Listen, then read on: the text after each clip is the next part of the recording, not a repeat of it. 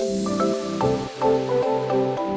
very common item that I find at my thrift stores are vases. I found this vase. It is not a looker, you guys. It definitely needs a makeover.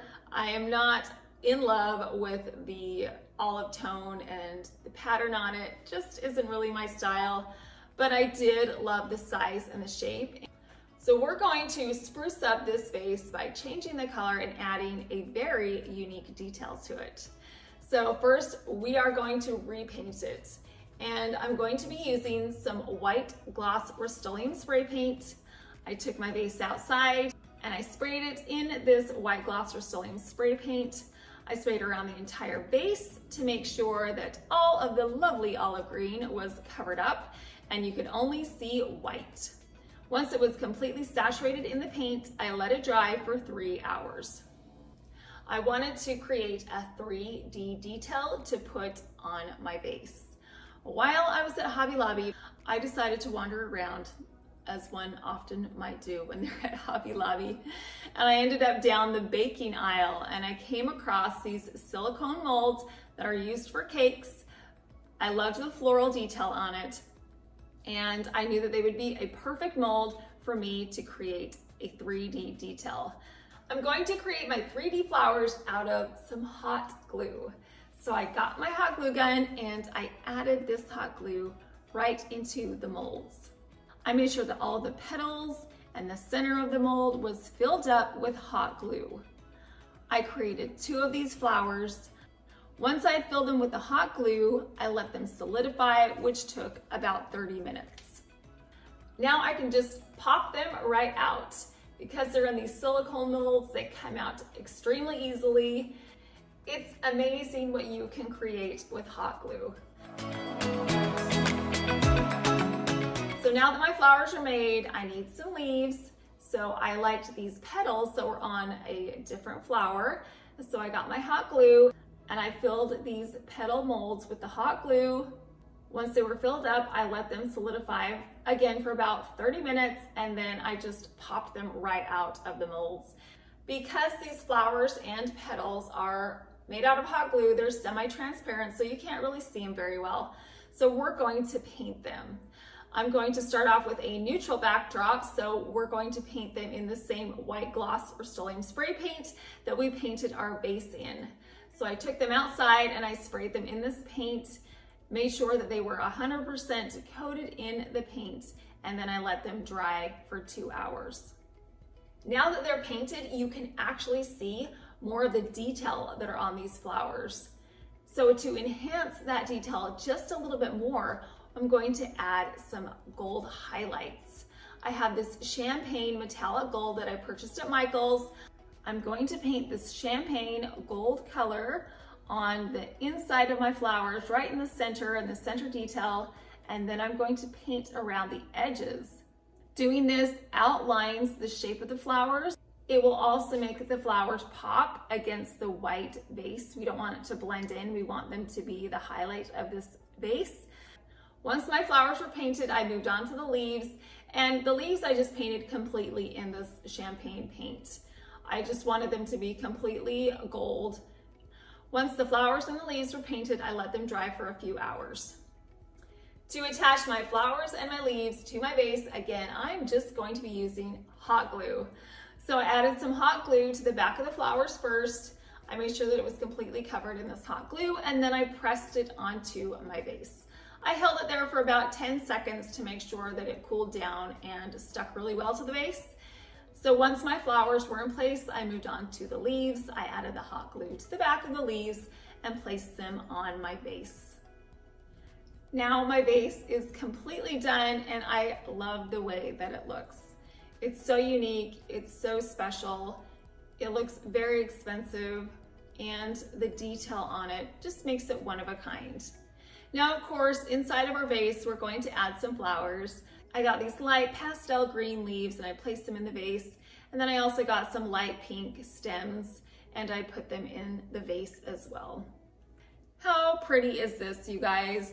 This is such a beautiful vase, especially for this time of year. spring, summer. These are beautiful, light, bright flowers. The detail on these flowers, it's just so pretty. It's just so unique.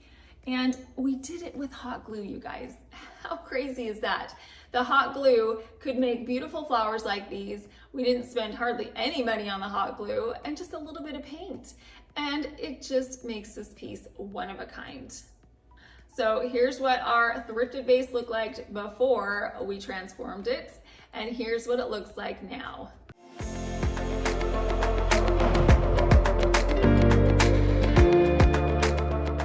One of my favorite places to rummage through my thrift store is the dish aisle. It's like a treasure hunt. I find so many good things there. Well, this week I found this beautiful white milk glass bowl with a gold rim. It has some really nice raised detail on the bottom of the bowl.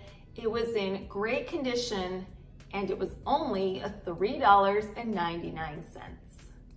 So what we're gonna do with this bowl is we're going to transform it into a candle. Yes, a candle. And it's so easy to do.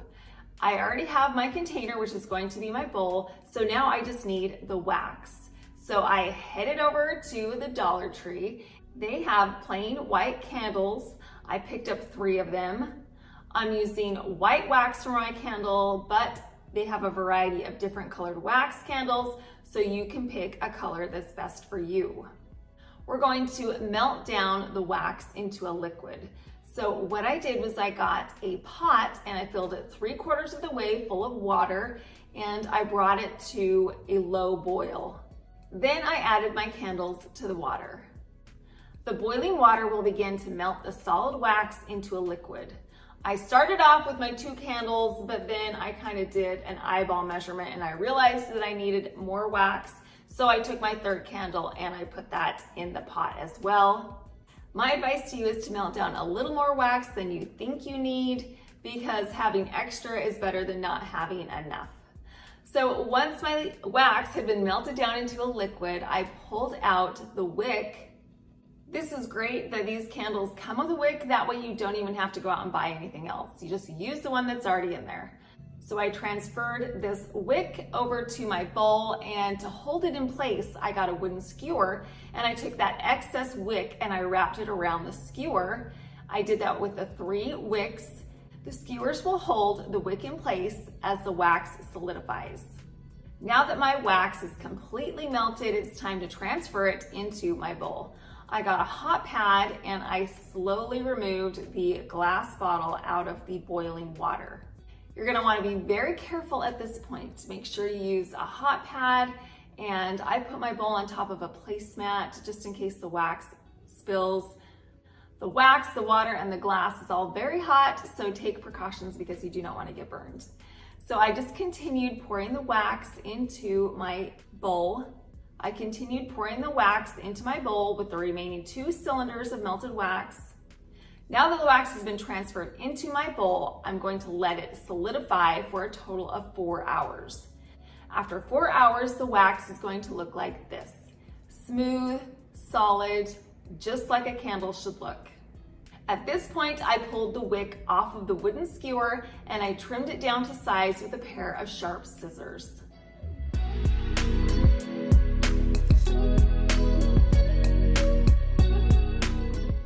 That's it. We are completely done. Wasn't that a piece of cake? But oh boy, look at how pretty this candle is. And not only is it gorgeous, we saved ourselves so much money. I don't know if you've priced out large candles like this, especially in decorative bowls, but they can get so expensive. By making our own, we saved a ton of money. I found this at a thrift store. It is a lovely brown urn. It's chipped in some places. It's dirty, it's dusty, and the color is way too dark. But I love the size and the shape, and the detailing on it is beautiful. The first thing we need to do is wash it really good, and then now I took it outside. We're gonna spray paint it in some white gloss Rustoleum spray paint. We want it to be neutral, so we're painting it white. Once it was completely painted, I let it dry for 1 hour. Hydro dipping is one of my favorite techniques because you always get a one-of-a-kind, unique piece.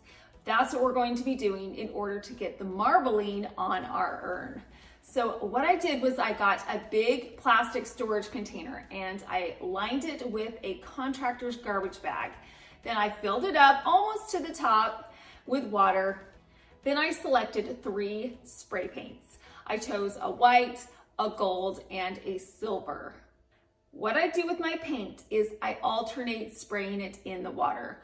I started with the white, then moved on to the gold and the silver, and I just alternated these paint colors, creating a bullseye in the water.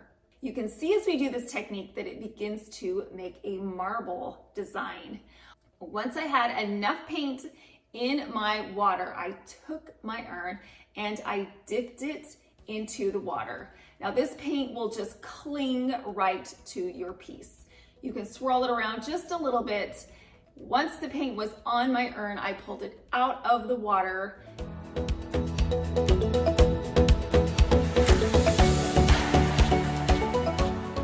Then I repeated this process again. I did the paint, I just alternated the colors. Once I was satisfied with the amount of paint in the water, I dipped the second side of the urn into the paint and the water. Again, this paint just clings to the piece. I pulled it out. I love the way that it looks. It looks just like marble. Oh my goodness, what a beautiful technique. There's no way I could have gotten this design style by painting it myself. This hydro dipping technique makes this urn look just like it's marble. It's high-end and classy. Now at this point, you're gonna let this dry for several hours. And what I'm gonna do with mine, now that it's dry, is I'm going to add some flowers to it. I just got a few bunches of peonies, I bent the stems, and I just placed them inside of my urn to finish off the look.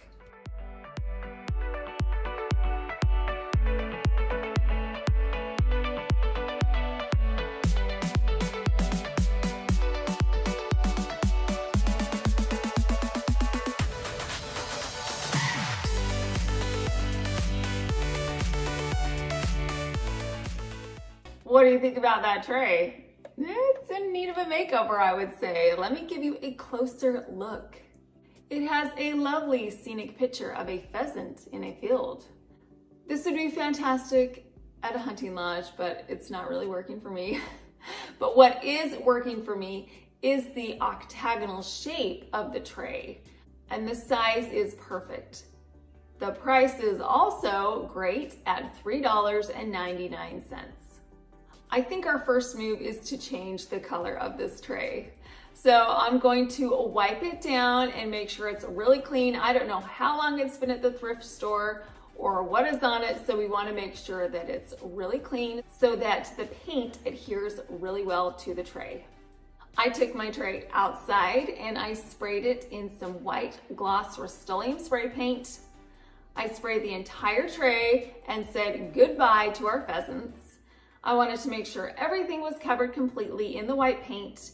I did 2 coats of paint. Once the first coat was dry, I painted a second coat and then let it dry overnight.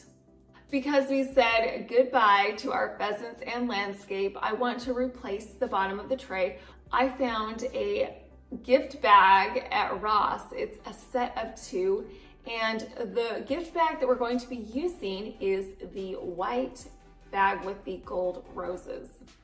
Now, the reason why I'm using a gift bag instead of, let's say, scrapbook paper or wrapping paper or some other thinner material is because that there is an indentation in the tray where that original design is. So when I go to Mod Podge my paper onto the tray, if it was too thin, you'd still be able to see those bumps and grooves. So the gift bag being thicker will smooth everything out and make it look like one flat surface.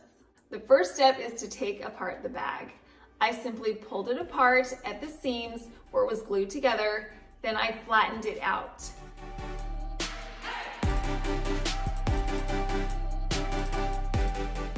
Next, I put my tray on top of the gift bag, and then I traced around it with a pencil. Then I measured the thickness of the tray walls, which was 1/4 inch, and came in 1/4 inch on my octagonal template. I used my ruler and pencil to trace out the correct size. I placed my gift bag on top of a self-healing mat, and then I got out my Cricut rotary cutter. The rotary cutter is fantastic for this project because it's going to give me a straight cut on each side. Once I cut out my octagon, I did a quick dry fit to see if the octagon would fit inside my tray, and luckily it fit in there perfectly. To adhere the gift bag octagon to the bottom of the tray, I'm going to be using some Mod Podge. I got a sponge brush and the Mod Podge, and I added a liberal amount to the bottom of the tray. I made sure that each part of the base of the tray was completely covered in the Mod Podge, especially in the corners, because I want the corners and edges of my paper to adhere really well to the tray. Next, I took my gift bag octagon and I placed it in the center of my tray. Then I took my large Cricut scraper and I pressed out all of the air bubbles. You can also use a kitchen scraper or a credit card for this step. You just want to make sure that all of those bubbles are pressed out from underneath the paper. By removing the air trapped underneath, your surface will be smooth and flat. I waited about 20 minutes for this first layer of Mod Podge to dry, and then I came back and I added a top layer of Mod Podge. Again, I added a generous amount to make sure that each part of the paper was covered in the Mod Podge. Once everything was covered, I let it dry for several hours. Isn't this tray stunning? What a transformation. It started out in pretty questionable shape, but by simply painting it white and adding a new updated surface to the bottom of the tray, it makes it look brand new. We are in my dining room and it is undergoing a transformation. I'm not going to show you the whole thing, but we have got a whole lot of moving parts going in this space. I'm really excited to transform it. My current project is working on this arched alcove right here. Now, originally it had some dark paint and I placed in an oil painting, which I really loved, but it was a little darker. I wanted something that would brighten up this space, and I knew that a mirror would be a perfect solution. So I began my search. I looked online, I looked in stores, I looked on Facebook Marketplace with no success, zero. I could not find something that was this size in my style and also in my price range. So as a last ditch effort, I decided to go to my thrift store. I went and I found this mirror behind a couple of other knickknacks and other mirrors, and it was perfect, the perfect size. There was minimal damage to it, and as you can see, that price was only $40. Definite score. So I scooped it up, I brought it home, and now I'm going to transform it. The first thing that I had to do was address the nicks and the scratches and the dings. Now, there weren't too many on this particular mirror, but I thought it necessary to sand down those raised edges where the scrapes were and really clean it up. I washed it really thoroughly and dried it. The reason why I do that is because the paint will adhere better to the frame if it's a clean, dry surface. So next I need to protect the actual mirror itself. I ran out of butcher paper, so I needed a solution, and guess what? Plain old wrapping paper is going to do the trick. So I got everyday wrapping paper and I placed it over the top of my mirror. And then I also got some blue painter's tape and I taped along the edges. Now that my mirror is prepped and ready for paint, I took it outside and I decided to use this Rustoleum spray paint. It is a, let's find the name, a metallic warm gold. I haven't used this color before. I wanted to give it a shot. I liked it because it's more of a champagne color and not a bright gold, which is going to be perfect in this dining room. So I began to spray my mirror frame in this paint. I made sure that each part of the frame was evenly covered in the spray paint. I got inside the mirror and on the outside in all of the divots and intricate design detail. Once I was finished with the first coat, I let it dry for 1 hour, and then I came back and I did the exact same thing. I sprayed each part of the frame in this spray paint. I made sure it was even and completely coated, and then I let it dry completely, which took 2 hours. Now that it's dry, I can bring it back inside, and I removed that wrapping paper and blue painter's tape to reveal a brand new mirror. Simply cleaning it up and giving the frame a fresh coat of paint completely transformed it. This mirror is pretty stunning, if I do say so myself, and it looks like I spent hundreds of dollars, which you guys know I would not do. So I just spent the $40 on the mirror and the cost of spray paint. So it was so affordable. I placed it up against the wall. I haven't hung it up yet because I want to make sure that I have everything else set in this place before I make a permanent hole. So right now it's just leaning up against the wall, but it still just makes a huge difference in this space. It reflects light back into the room, it reflects the beautiful chandelier, and it makes the space feel so much larger. I tell you, do not sleep on your thrift store or Facebook Marketplace or even garage sales. If you just keep your eyeballs open, you could find a treasure.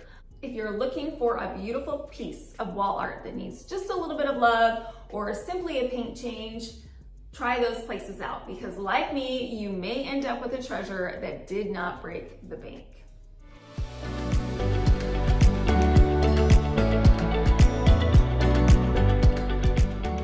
Going to start off with 8 5x7 canvases. I purchased these small canvases at Ross. They came in a package of 8 and they were only $3.99. They were on clearance. I love a good bargain. Now, if you've been with me for a while, you know that I love to hydro dip. Just a couple of weeks ago, we hydro dipped this urn right here. And so I thought, let's see if we can hydro dip some art. So that is exactly what we're gonna do with our canvases. So I got a small garbage can and I lined it with a garbage sack, and then I filled it to the top with some water. Then I took 3 spray paints. I'm using a gold, a silver, and a black spray paint. I'm going for a marbleized design, and so these colors are gonna give me that look. So I took my spray paint and I began to spray it into the water. I did silver and gold, and the silver and the gold, and then a little bit of black in the water. I did more silver and gold than I did black because black is very overpowering, so I didn't want to use very much of that. Once I had the bullseye formed in the water, I took my canvases and I dipped them into the paint.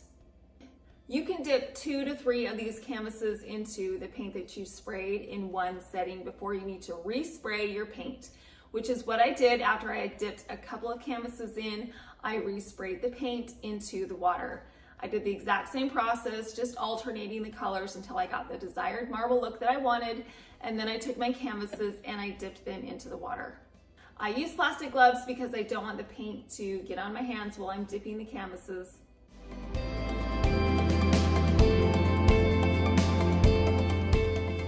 Once I had dipped all of my canvases in the paint, I let them dry for 2 to 3 hours. So now that our canvases are dry, we are going to frame them. We're going to use some frames that I purchased at my thrift store. Surprise, surprise. I love my thrift store. These frames are so pretty. I love the gold detail on them. The art inside of these frames is not my style. Don't get me wrong, I like an astrological chart as much as the next person, but I don't want to display it in my house. So I'm going to remove this art and we are going to put in our canvases. And the best part is that these were only $5.99 a piece. I need to create a backing that's going to go behind our canvases. And what I'm going to use is a gift bag. I purchased this gift bag at Ross a while ago. This is going to be perfect behind our art. It's the right color, it's gold, and it's black. It's going to make our art pop. You can use unique items like this to use as backing. I've done wrapping paper in the past. You can use contact paper, you can use scrapbook paper, all kinds of things to give your art just a little extra pop. I simply took the bag apart, I separated the edges from each other, and then I laid it flat. Next, I took the back of the frame and traced around it so I had the perfect size template, and then I cut it out with scissors.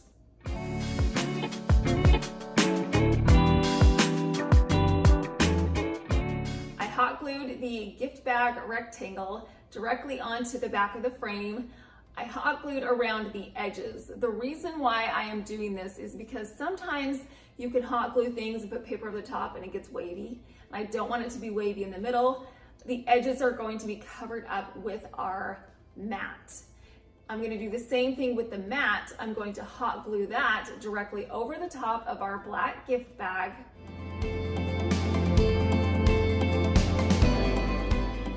And now it's time to add our marbleized canvases.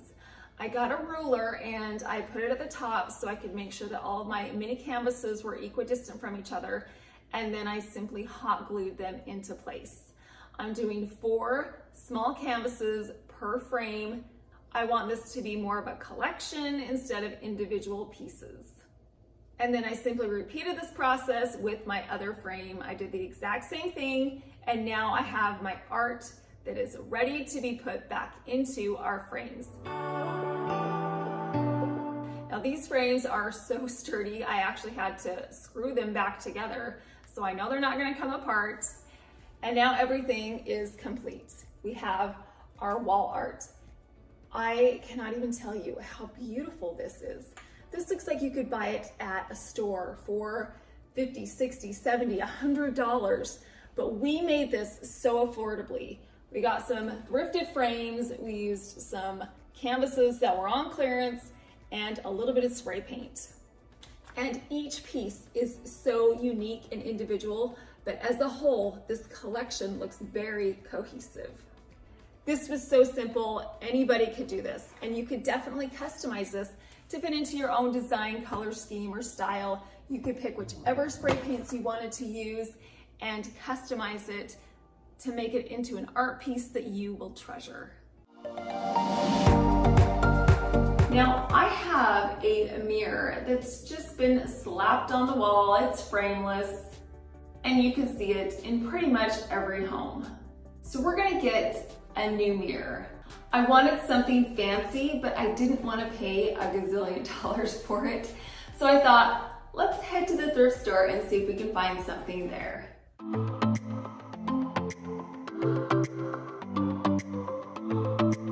Happy day for me, they had this beautiful mirror. I fell in love with the detail that was around the frame. The size, of course, was perfect, and do you know what else was fantastic? The price. It was only $24. Now, is this mirror in perfect condition? Absolutely not. There's a lot that needs to be done to it. There are some chips and some dings and some cracks. So what I did was I filled in the large divots with some wood filler, and then I sanded everything down. Once that was done, I gave the mirror a good washing. I knew that I wanted to change the paint color. That was pretty evident. It was this white kind of creamish color, and it looked really dirty. To prep my mirror, I got some butcher paper and painter's tape, and I protected the mirror. Then I took it outside and I sprayed it in some gold Rustoleum spray paint. I did a few coats of the spray paint. I wanted to make sure the frame was completely saturated in the paint, and then I let it dry for 3 hours.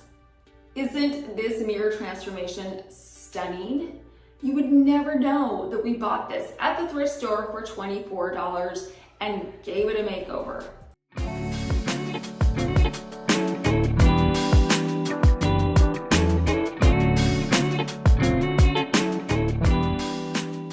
Our next thrifted dupe is going to be this mustard yellow vase. It's bulbous, it's got brown around the top and brown streaks down the bottom. You guys, it's not a looker. It's not a looker, but we are going to change it into something beautiful.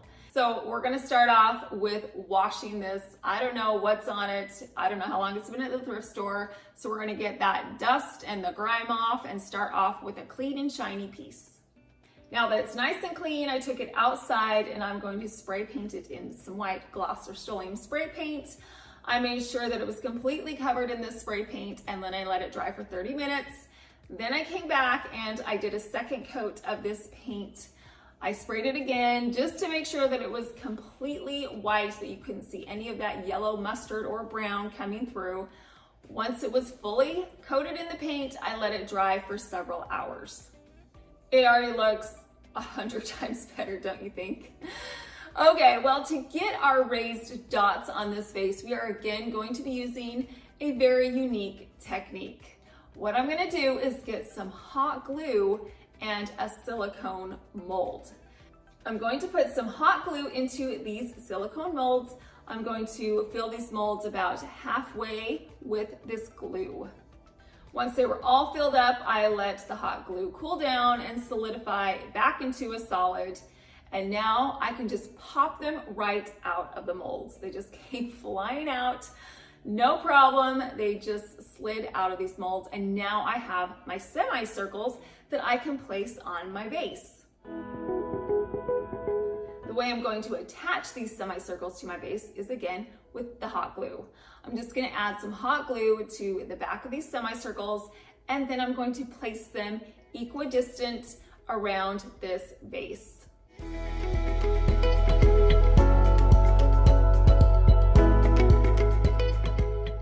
Color-wise, I needed to now blend the hot glue in with the white on the vase. So that's an easy fix. I took it outside and I gave it one final coat in this white gloss Rustoleum spray paint. Now the vase and the hot glue dots are all one color. I love the way this vase looks. It's neutral, it's classy, it will go with so many styles, and it does have a bit of a modern touch to it. It's come a long way since we found it at the thrift store. Now I'm going to create a tape grid over the top and place in some Chinese lanterns and some dogwood branches. Spring is coming up, so I thought that this would be a great floral to put inside this vase right now.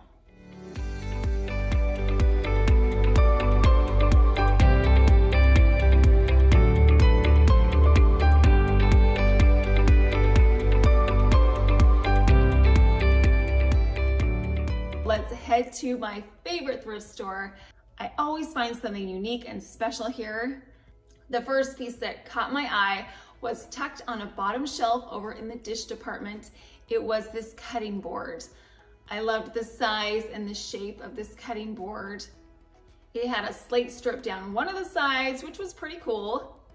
I knew that this had a lot of potential, and for $3.99, it was a bargain. So even though the slate strip was a very nice detail, I'm going to remove it. I got a hammer and a screwdriver and I chiseled that slate piece right off of the cutting board. Just popped right off.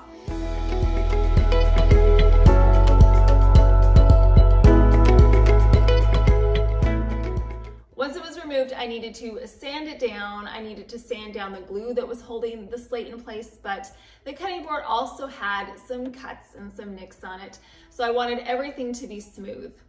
I went outside and I sanded this entire piece down. I got all of the glue off.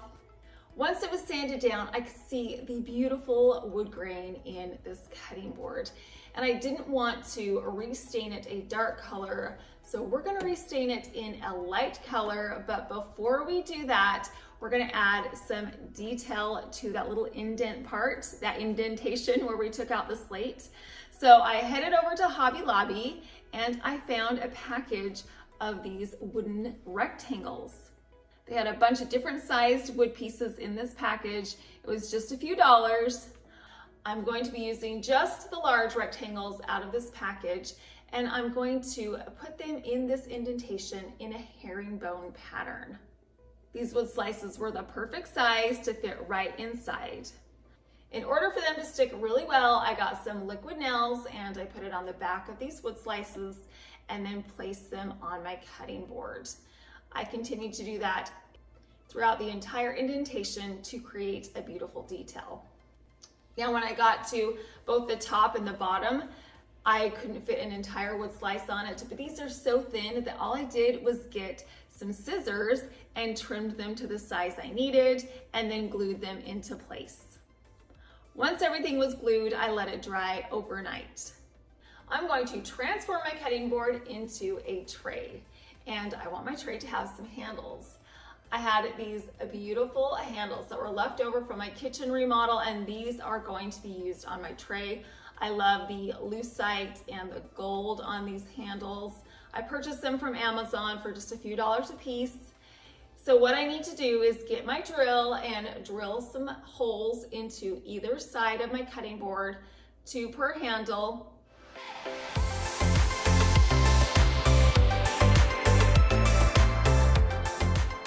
I also want to put some feet on my tray. I had these leftover cabinet knobs from my kitchen remodel. These were the ones that I'm not using anymore. So I'm going to spray paint them in some Rustoleum gold spray paint.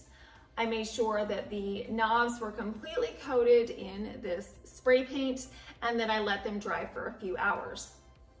Now that all my pieces are prepped and ready to go, it's time to re-stain the cutting board.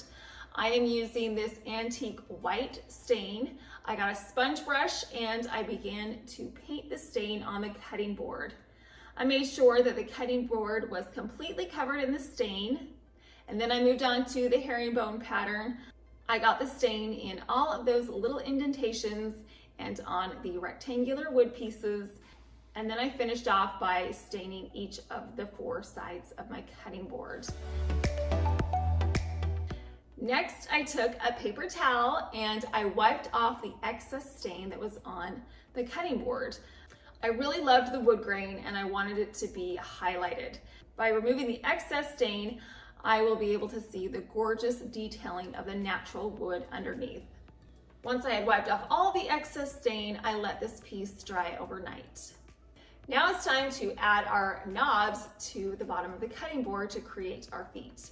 I'm going to be using some E6000. I added the E6000 to the knobs, and then I placed the 4 knobs on the 4 corners of my tray, and then I let them dry overnight. If you have some excess knobs in your house just laying around that you don't use anymore, they are perfect in transforming pieces like trays like this or cutting boards. It didn't cost me any extra money to use these, and I think that they add a tremendous amount of detail to my tray. Okay, so now that we've got the feet on, let's move on to the handles. I took my handles and I put the screws through the holes, and then I screwed the handles to the cutting board. I did this on both sides, and I think that the handles are what elevates this tray so much. I love the sparkly lucite on it and the gold. It makes it look so luxurious and high-end. Okay guys, we are done. Look at how beautiful this tray turned out. And to think it started out as a dark cutting board that we purchased from the thrift store. I love the herringbone pattern on this. It's a beautiful detail. The lighter stain makes this piece so much brighter, and you can see the beautiful wood grain on this tray now. The lucite gold handles and the knobs elevate this and make it look so luxurious. And you can find cutting boards in so many different places. You can of course find them at your thrift store, but you might even have an extra one hiding in your cabinet somewhere that you want to transform into a tray. Okay, so we're gonna show what the tray looked like before. This is our cutting board, and this is what our beautiful tray looks like now.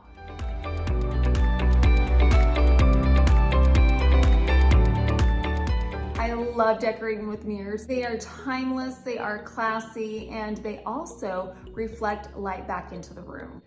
The shape of this mirror is so on trend right now. I have seen them all over Pinterest, all over the internet.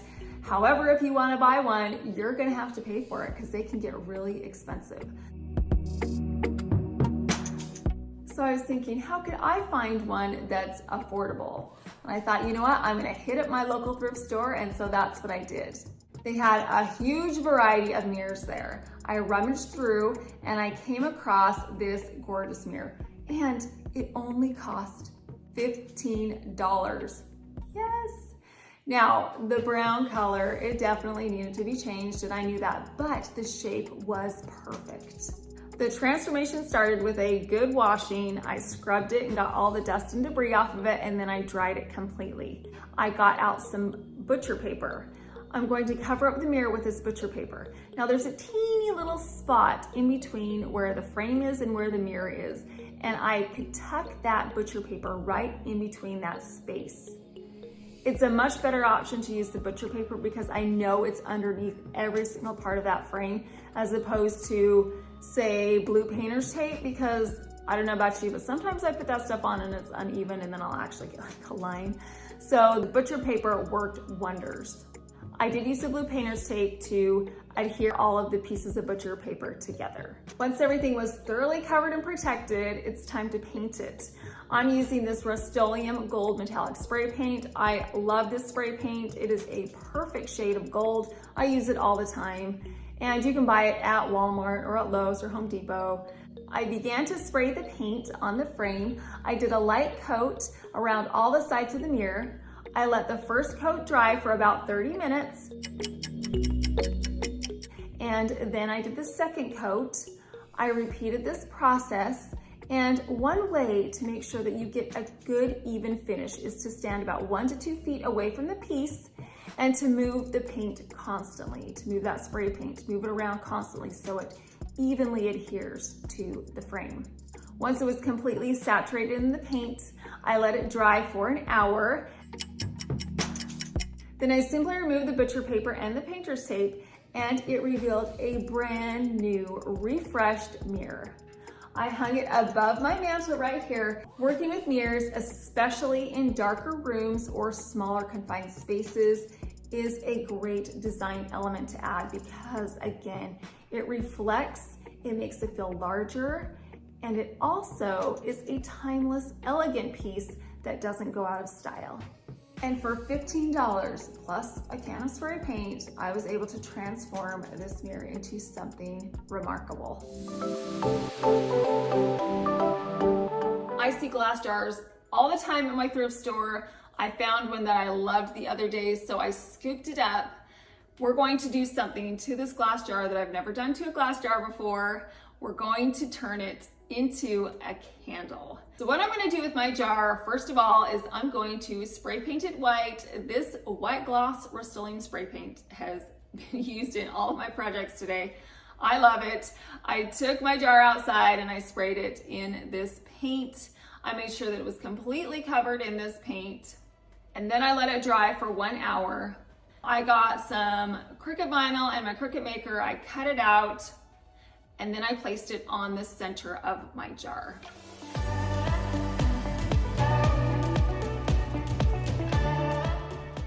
Then I got a vinyl circle and I placed that on the rim of the lid. Since this is a candle, we need to put some wax inside of our jar. Now, I've done this technique in the past, and it's so easy, it's so simple, it's so cheap. All you need to do is head on over to Dollar Tree and pick up a couple of candles.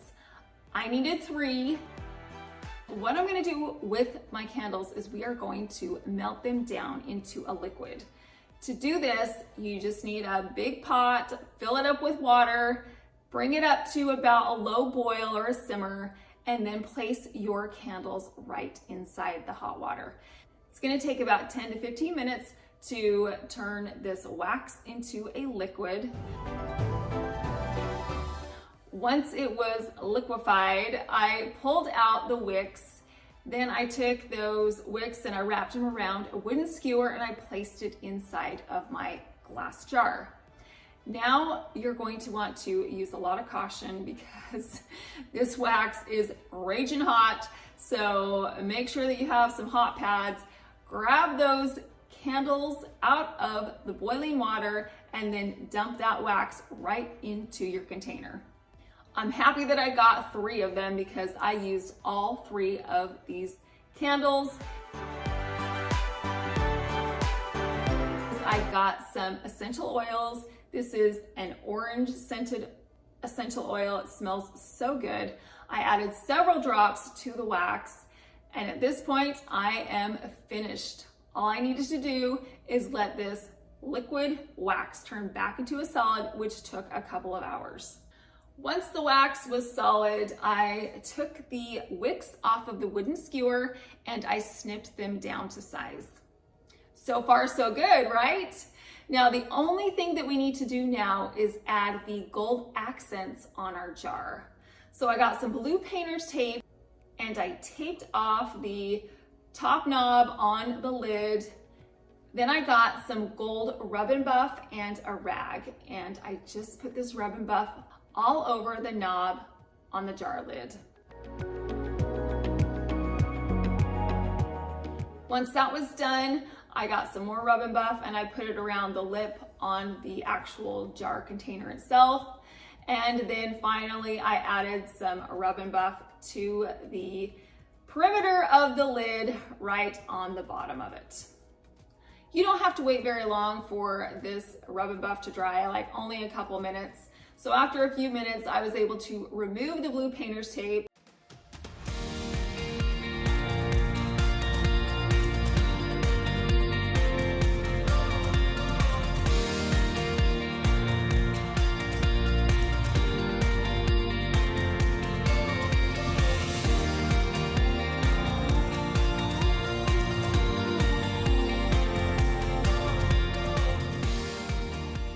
Every now and again, I come across these cardboard, almost like paper mache containers at my thrift store.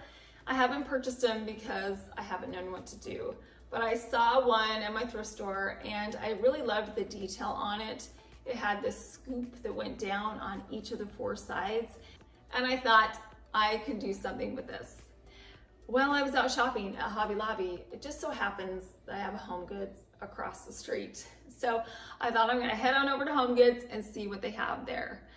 In their napkin section, I found this beautiful package of marble napkins. The best part were they were on clearance for $3.50. Before we Mod Podge the napkins onto the container, I'm going to spray paint it white in the white gloss Rustoleum spray paint. The reason I'm doing that is so you won't see any of the brown cardboard underneath the thin napkins. Once it was completely covered in this spray paint, I let it dry for 2 hours. So I took my napkin, I unfolded it, and then I put my container over the top of the napkin. I grabbed a pencil and I traced around the container. Then I got a pair of scissors and I cut out the shape. I separate the 2-ply part of the napkin away from the front of the napkin. The reason I do that is because if you put it on your piece and then put the Mod Podge on over the top, a lot of times it will bubble up because there's air that's trapped in between the 2-ply portion. So I always separate mine, so I just have the decorative part that I put on the top of my container or whatever it is that I'm Mod Podging. So I did that, I separated those pieces, and then I got some Mod Podge. I put the Mod Podge over the container, and then I placed my napkin over the top. I got a kitchen scraper tool and I pressed all of the air out of the napkin. Doing this helps the napkin lay flat, and it also removes any air that could be trapped underneath the napkin. I repeated this process on all 4 sides of my container, and then I let it dry for about an hour. Then I came back and I added a top layer of Mod Podge over the surface of the napkin. I did this on all 4 sides once again, and then I let it dry for a few hours. At the top of my container where it scoops down, I had some excess napkin that was above the rim. So what I'm gonna do is get a piece of sandpaper and sand that extra napkin right off. It's the easiest way that I have found to get a clean edge. So if you have some excess paper or scrapbook paper, or in this case napkin, hanging off the edges of your piece, sand it down, it will remove it seamlessly. All right, you guys, now my container is finished. Look at how beautiful this looks. I made sure that the napkin design was the same on all 4 sides so it would be cohesive. It looks so expensive. It looks like marble. You would never know that this was a paper mache box that I covered in a napkin. So now that it's completed, what I'm gonna do is add my flowers in. I have these white and cream flowers, just some beautiful hydrangeas and some peonies, and I added them to my container. We were able to upgrade this cardboard container into something that looks extremely high-end. This is what our container looked like before, and this is what our container looks like now.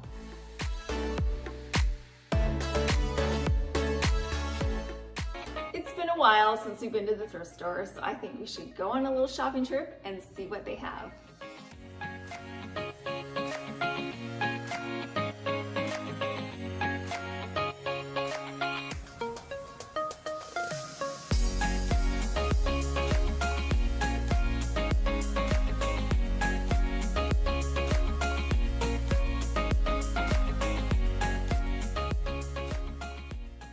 Okay, now we have our pieces from the thrift store to transform. We're gonna start off with this lovely brown tray. I purchased this tray for $5.99. The tray actually has really good bones. I love the size of it.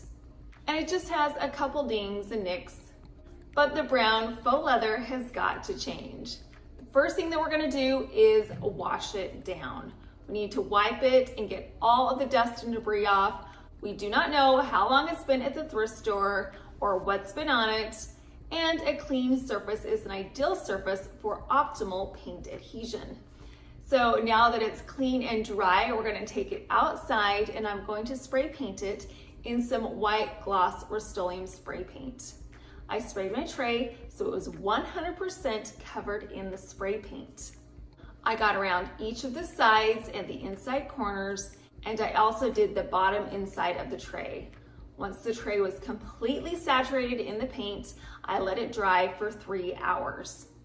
Already this tray is like a complete 180. It is so light and bright, and the white color makes it look fresh and clean. Let's address the nail head trim along the perimeter. Now, if I were to have taped off each one of these nail heads, it would have taken me forever. So I painted them white, and now we're gonna go back over them with some Rub and Buff. Now I tell you, this tube of gold Rub and Buff is the tube that just keeps on giving. So all you need is just a little bit. So I took the gold Rub and Buff and a paintbrush, and I added the gold Rub and Buff to each one of the nail head trims. I simply went around the entire perimeter and changed it from white to gold. What I love about the Rub and Buff is that it has an antique look to it. So there's some color variation which gives it a unique look. Once I was done adding gold to each of the nail head trims, I moved on to the inner circles that were metal, and I added some Rub and Buff to those as well.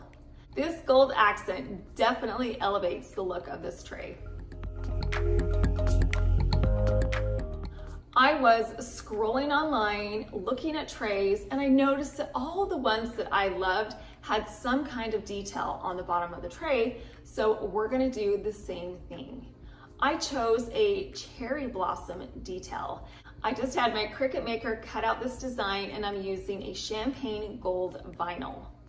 I didn't even use transfer tape on this. I just peeled the vinyl away from the backing and I placed it in the center of my tray. Then I got my scraper tool and I pressed out all the air bubbles, and this also helps to adhere the vinyl to the tray. Now I have a stunning design that transforms this tray from plain to classy and high-end.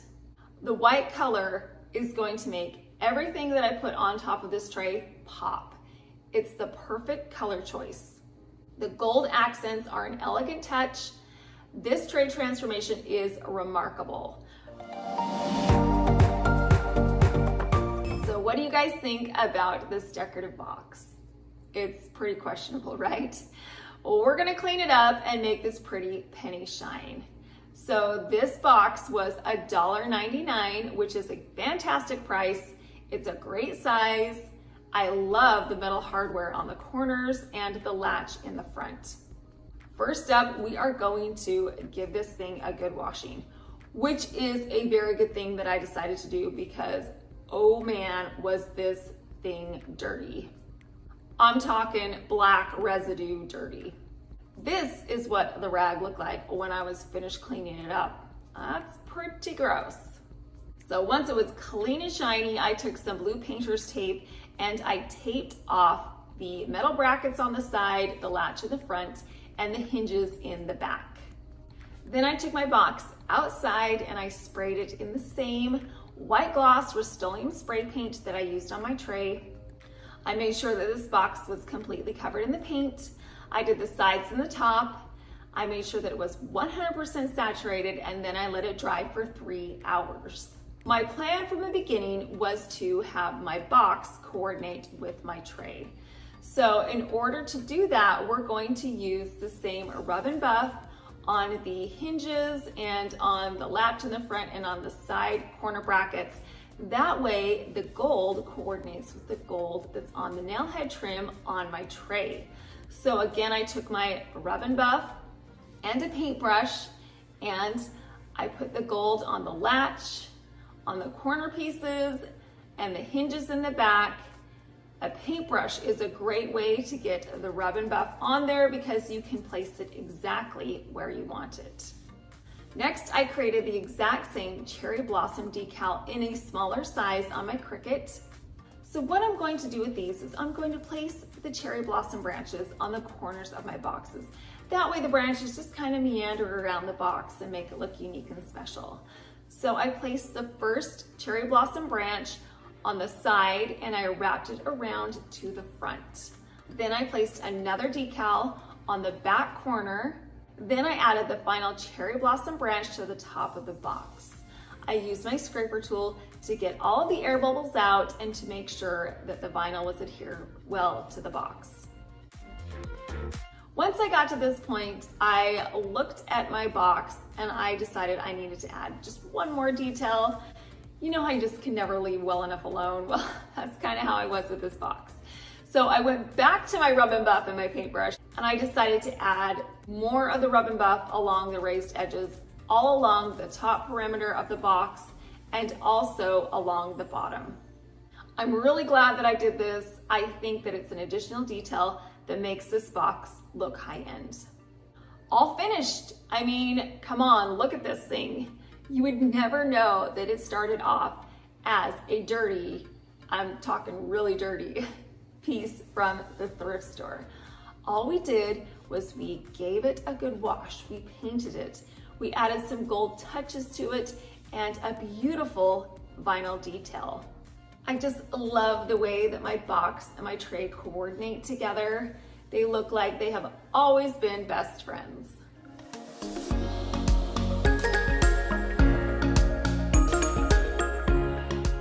I was rummaging through the shelves at my thrift store and I came across this plate.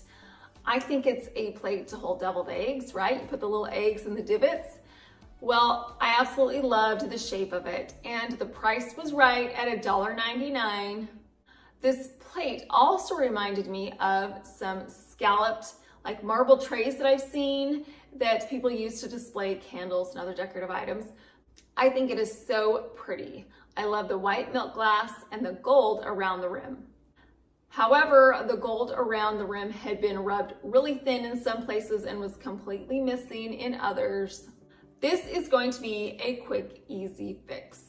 All I needed to do was tape off the scallop ridges and around the outside in some blue painter's tape. I also took a little bit of that leftover gift bag and placed it in the center to protect the center of the plate.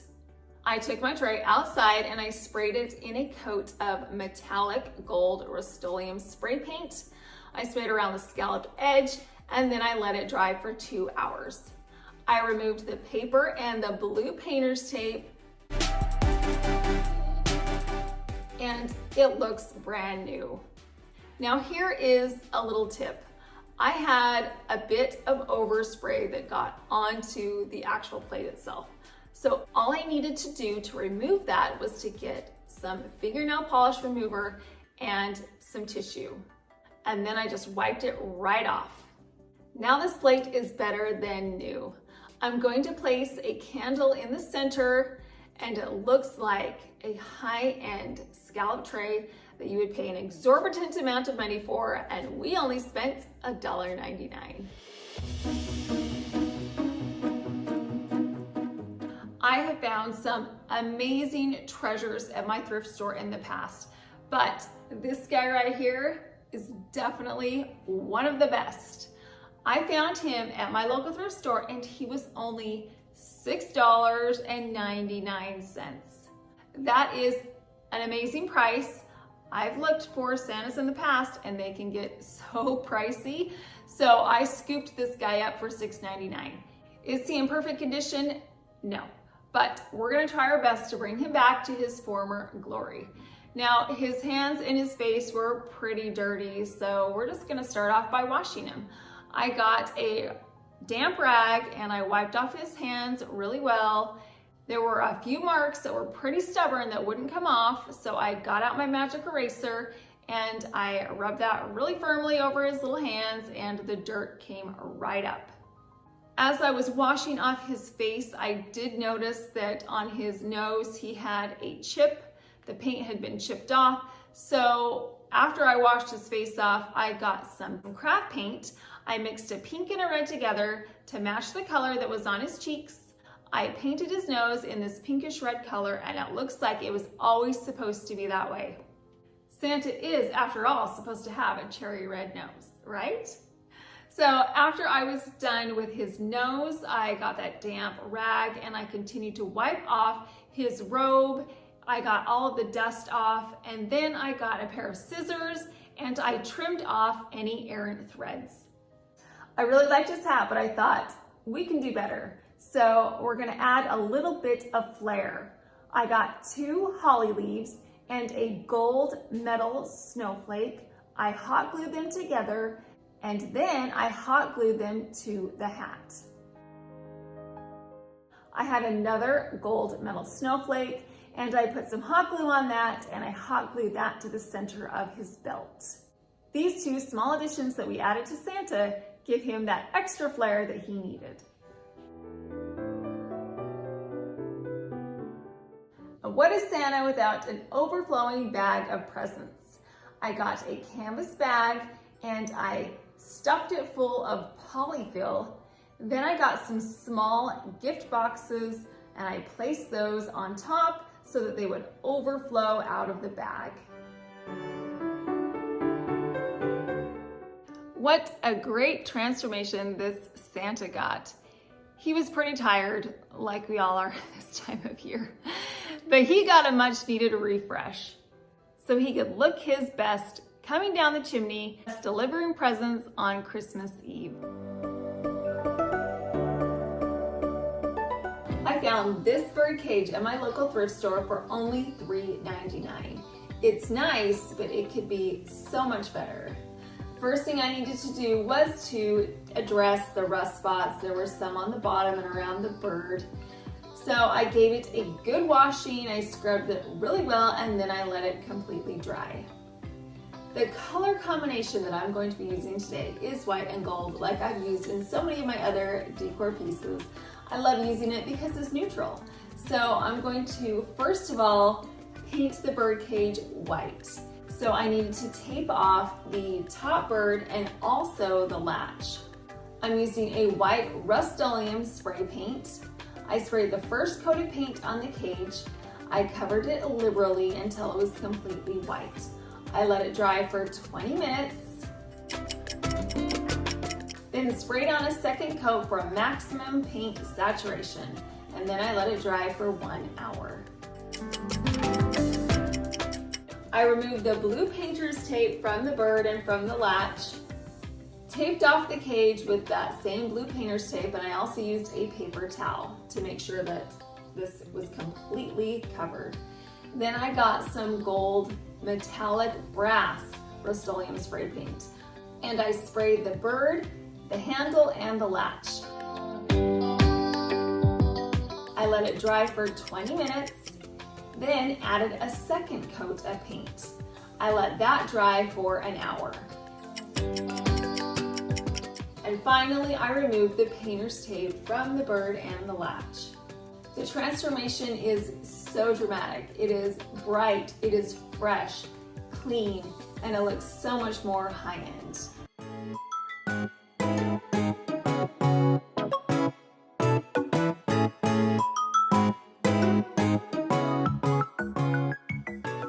I'm feeling like going on a little treasure hunt, and the best place to do that is at my thrift store.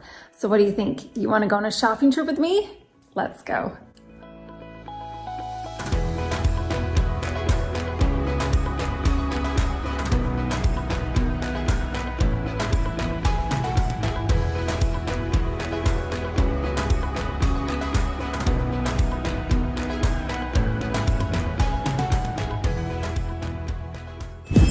We found some treasures, you guys.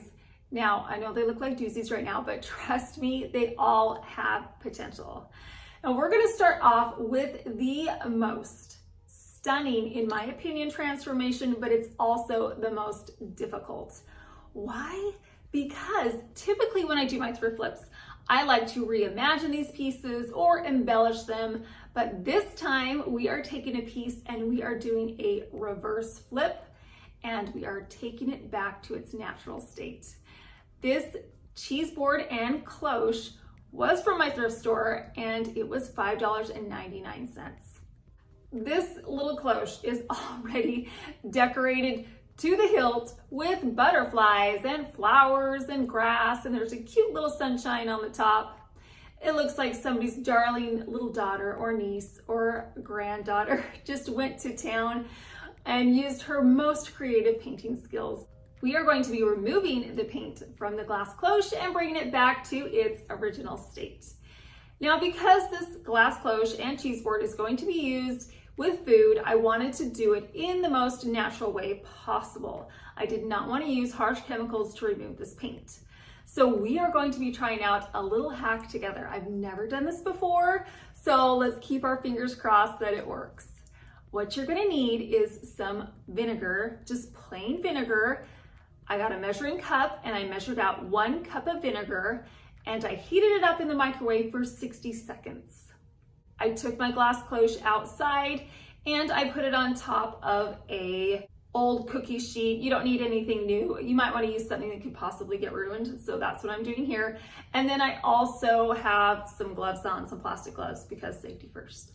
So I took this hot vinegar and I poured it over the glass cloche, and then I also got a sponge brush and I sponged the hot vinegar onto the painted areas. Then I got a few paper towels and I put those over the cloche and then added some more vinegar. This will hold the vinegar onto the glass while we wait. And I waited for about 20 minutes to let this vinegar soak in as best as it could to the paint. After the 20 minutes was up, I removed the paper towels and I got a razor blade and I began to scrape off the paint. To my amazement, this vinegar hack worked and the paint started to come off. So I just continued to scrape the paint off with this razor blade. Now, I'm gonna be honest with you, it took me about 45 minutes to scrape all this paint off. So it did take some effort to get it off. But the good news is that the paint did come off. And I was happy that we were able to do it in a natural way without the use of any harsh chemicals. In this particular instance, bringing the cloche back to its original state was just as impactful as embellishing it or turning it into something else. But we're not done yet. We are going to be theming this cloche into fall. So we're gonna create some mini pumpkins from some Dollar Tree wood slices. I took my drill and I drilled a hole in the top of each one of these wood slices. I added a dab of hot glue into the hole.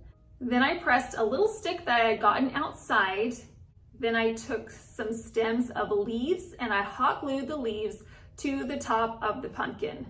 How cute and adorable are these little pumpkins? And they were such a piece of cake to make. Now I'm going to take my 2 pumpkins and I'm going to hot glue them onto the ends of a segment of ribbon. This ribbon is so pretty. It's green and it's got some gold stripes through it. I added some hot glue to the end of the ribbon and I pressed my pumpkin right onto the glue. I did that on both sides of the ribbon. Then I took this ribbon and I tied it around the top knob on the cloche and let those cute little pumpkins hang down. I mean, how adorable is this? Wouldn't this be so fun to put out during a fall party? You could put some cheese under the cloche and you could have everybody just slice the little piece of cheese that they want that would fit perfectly on their cracker. What a fun and interactive way to have food set out at a party. And because we did a reverse flip on this piece, we are able to use it for any themed party or any season because it's a neutral piece. Now let's flip our shadow box frame. This shadow box has seen a better day. It's pretty beat up. It's got some wood splinters and some dings all over the frame. It's a little weathered. And yes, we do love to live and laugh, but we are going to remove those rocks from the shadow box and put something even better inside. And the price was only $2.99, which is fantastic. I got a sanding sponge and I began to sand down all of the splinters that were along the frame to make it smooth. And then I cleaned the frame with a damp, clean cloth. Because it is a shadow box, there is about a 1/2 inch piece of wood along the inside of the frame, so I'm not able to take out the glass. So what I am going to do is get a piece of copy paper and some blue painter's tape. I put the paper down in the center, and then I put the blue painter's tape along the edges of the frame, which will protect the glass and hold the paper in place. Then I took my frame outside and I sprayed it in some white gloss Rustoleum spray paint. I got along all the edges of the frame and on the inside corner. Then I let it dry for 30 minutes. I sprayed on a second coat. Again, I made sure that the frame was completely saturated in the white spray paint, and then I let it dry, which took 1 hour. I have a really fun event coming up this weekend. I'm hosting a baby shower. So we are going to theme the contents that we're putting into our shadow box into fall with a little bit of a baby boy spin on it. So I created this welcome little pumpkin printable. Now, if you want it, you can have it. If you're gonna have a baby shower, this would be so cute to print off and have. So I will leave a link to this free printable in my description box so you can print it off at home and have it for yourself. But what I did was I printed it off and then I just trimmed up the size to get it the correct size so I could put it inside of my shadow box. Next, we are going to be making some mini paper pumpkins to go inside of our shadow box.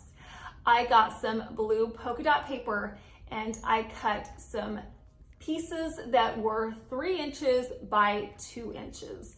And then I got some green striped paper.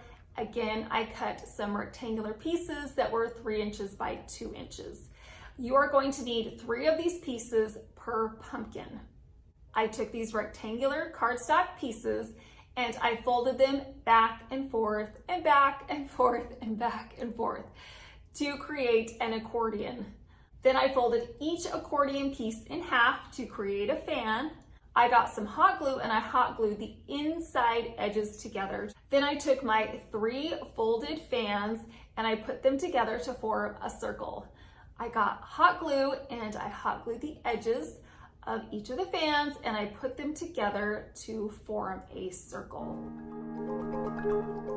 I wanted to create another circle that went in the center of our circles. So all I had to do was half the size of the rectangles. So these smaller rectangles are a 1.5 inch by 1 inch rectangle.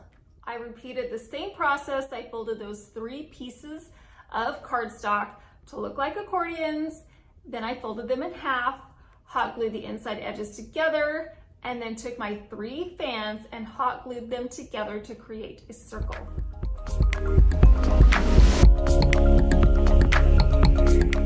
Now we have formed all of our circles.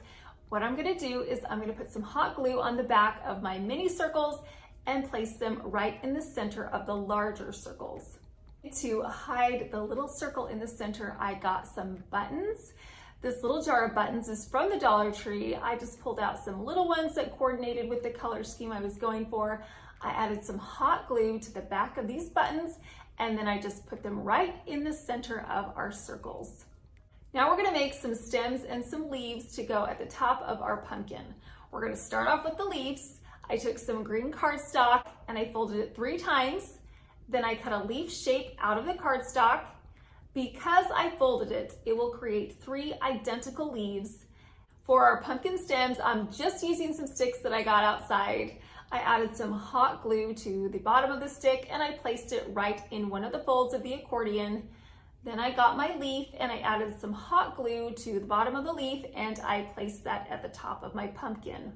I then repeated the same process with the remaining 2 pumpkins. I arranged these pumpkins at the bottom of my Welcome Little Pumpkin printable.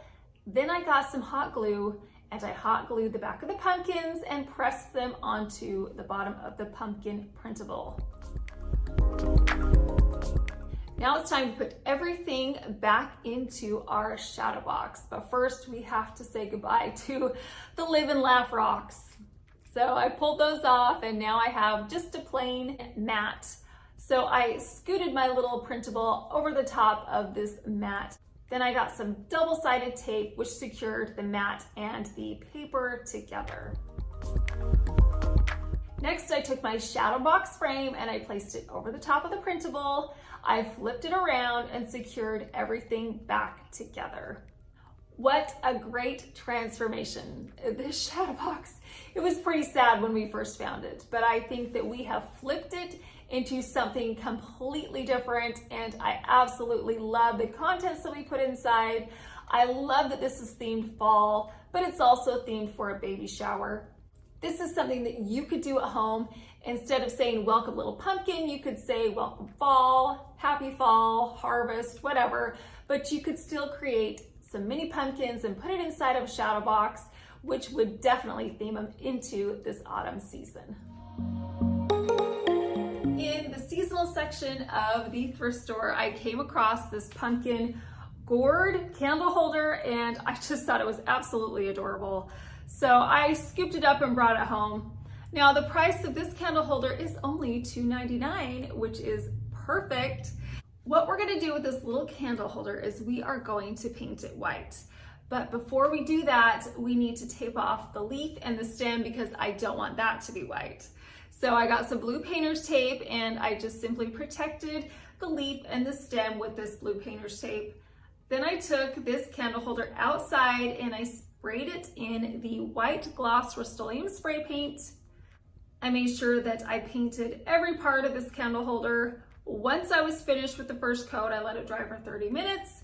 Then I came back and did a second coat to make sure that the candle holder was completely saturated in this white spray paint, and then I let it dry for 1 hour. Once the paint had dried, I removed the blue painter's tape from off of the stem and the leaf, and then I took some gold rub and buff and a tissue. I added a little bit of this rub and buff to the tissue, and then I wiped it on the surface of the leaf and onto the stem. I did the top and the bottom of this leaf, and I made sure that it was coated in this gold rub and buff. To embellish it even further, we are going to add some flowers to the center of our candle holder. So we are going to use our imagination just a little bit. Instead of using candles, we're going to add some flowers to it. So I got some floral foam and I cut it into fourths. I pressed the floral foam into the circles that were meant for candles. Then I took several stems of flowers. I have some white roses and some blue autumn hydrangeas and some other fall florals, and I pressed the flowers into the foam, which will hold them in place. Once I had all of my flowers arranged to where I wanted them to be, I added some gold leaves and then some regular old green leaves. It's so pretty now with these florals inside. I just absolutely love the way it looks. And you could leave it just like this, but like I said, we're having our baby shower, so I needed to add one more additional detail. I got a chalkboard pick and a chalk marker and I wrote, "Oh boy," and then I pressed it into the foam. I am so thrilled with the transformation on this candle holder. It's so cute. and it was really easy to do. All we did was repaint it in a different color. It really refreshed this piece. And then we reimagined the contents of the inside. Instead of putting candles, we put flowers. There's a little Christmas corner in the back portion of my local thrift store where I found this 3-foot tall potted Christmas tree. And it was only $7.99. Yes, $7.99. It was a little worn, that is for sure, but that is a great price. So the first order of business is to take off the lights. Now, these lights were bright and colorful, which is fun, but it's not going to go in with my color scheme, so I had to remove those. That was okay. My first grader snatched those right up and put them on her Christmas tree in the game room so they didn't go to waste. After that, I needed to scrub down the base, this base right here. It was filthy. Clearly, this was a tree that had been outside because there was some dirt on it, there was some leaves, a little bit of sand. We are here in Florida, so sand's to be expected. I got a damp cloth and I wiped it down really well, and it was pretty gross. It was really dirty. So I scrubbed really hard to get it extremely clean. Then I took that same damp rag and I wiped down the branches, got all the dust and debris off of those as well. After I had fluffed the branches, it already looked 100% better. Let's address the pots. Now, I love the raised detail that it has. However, this muddy brown color has got to be changed. Since it's Christmas time, we're gonna call it reindeer fur brown. Whatever color it is, whatever color we call it, it needs to be changed. So I wrapped the trunk in blue painter's tape and then added plastic bags around the branches to protect the tree. I'm using a white gloss Rustoleum spray paint. I painted an even coat on the surface of the pot, let it dry for an hour, and gave it another coat of paint, and then let it dry completely. Essentially, what I did was I created a base coat with this white spray paint. This reindeer fur brown was so dark and saturated that I wanted to make sure that it was completely covered before I added the top coat of paint. For this top coat of paint, I got this Perla metallic paint at Michael's. It was $10.99, however, I used a 40% off coupon, which brought the price down. I took a paintbrush and I painted on this pearlescent paint all around the raised details and made sure the pot was completely covered in the paint. Then I let it dry overnight. This pearlescent paint was the exact look that I was going for. It looks like satin ribbon, it has the right amount of sheen, and adds elegance to my wintry themed display. Now, the lights on this Christmas tree were pretty sparse. It was pre-lit, but there wasn't very many, so I added an extra string of white Christmas lights. I created a large bow with gold and polka dot ribbons and wired it to the top. I wrapped the tree in a gold ribbon, added some poinsettias, segments of beaded garland, ornaments, and gold gems. You guys, talk about a transformation. Have you seen how much these trees go for at the store? They are so expensive. And for $7.99 and a little elbow grease, I couldn't be happier with the finished look.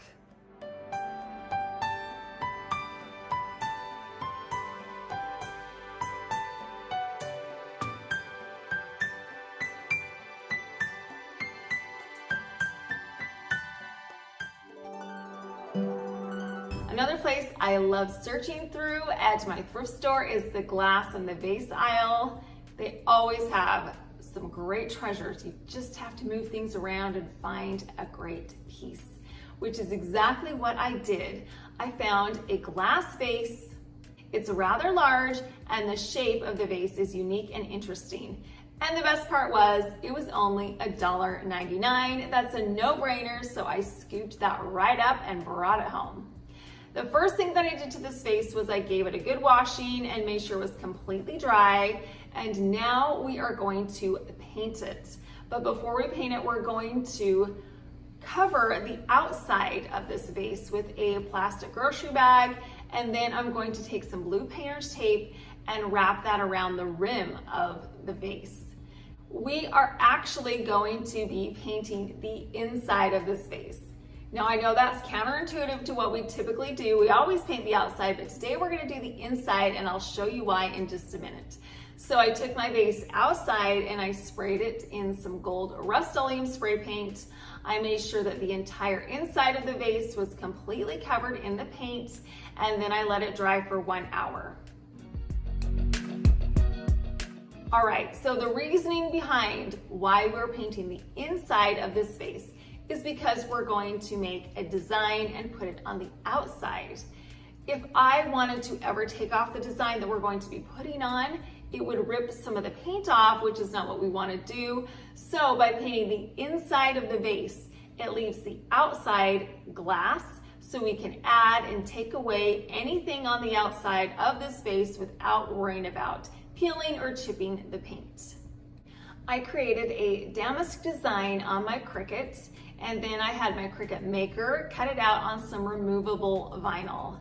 I weeded away the excess vinyl from my damask design, then I put some transfer tape over the top, and then I transferred my design onto the center lower portion of my vase.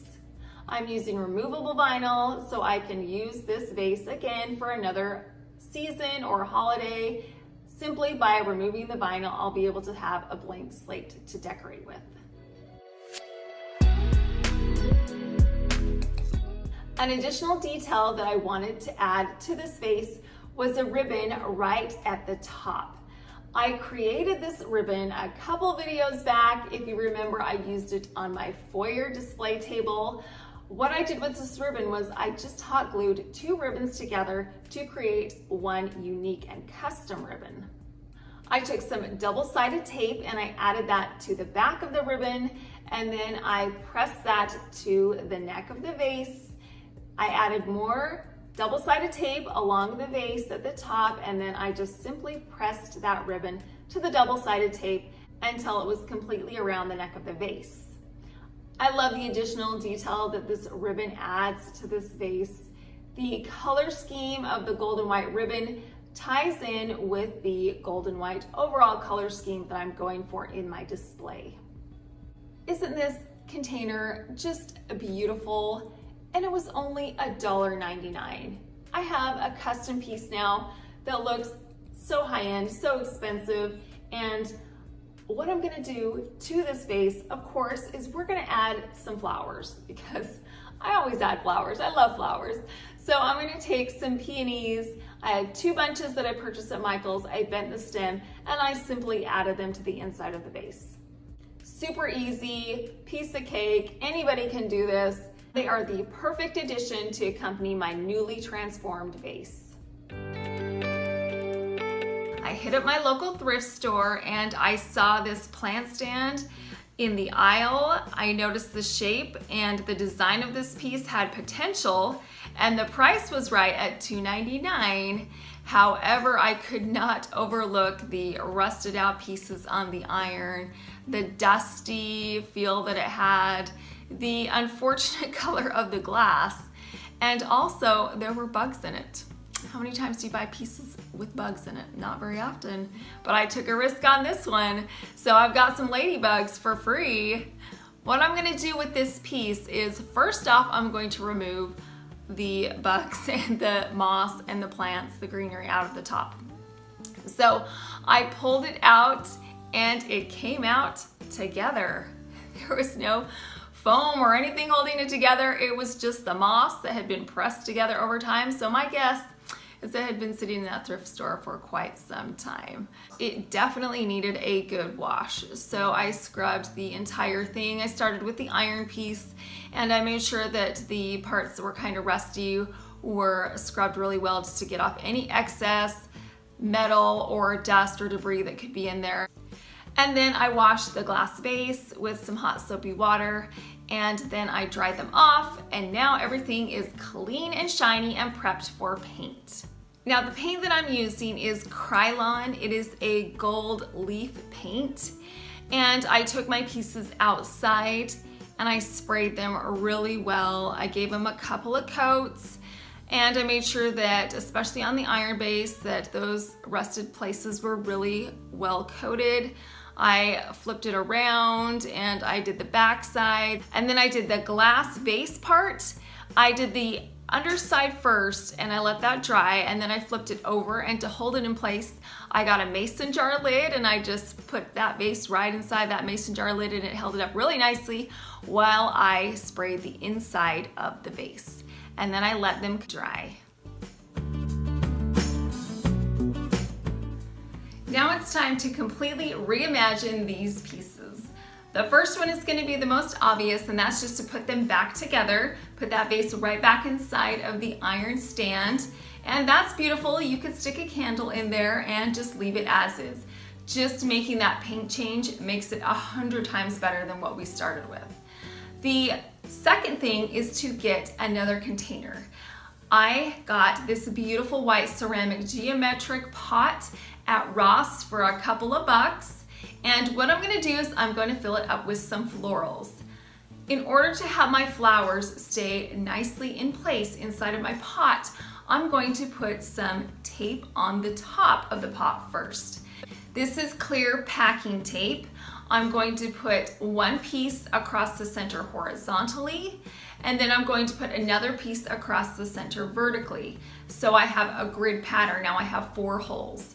Doing this will hold the flowers in place without having to use foam.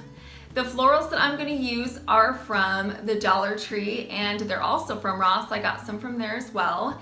And instead of cutting the stems, I'm going to bend them. The stems on some of these are really long, and I didn't want to make a permanent cut because then you're stuck with that length of stem. So instead, I'm going to fold them up. So I folded them up and then I stuck them inside of the pot. So I added some pastel florals that coordinated really nicely with the white and the gold color scheme that we're going for. Once my floral arrangement was finished, I placed that pot on top of my gold plant stand.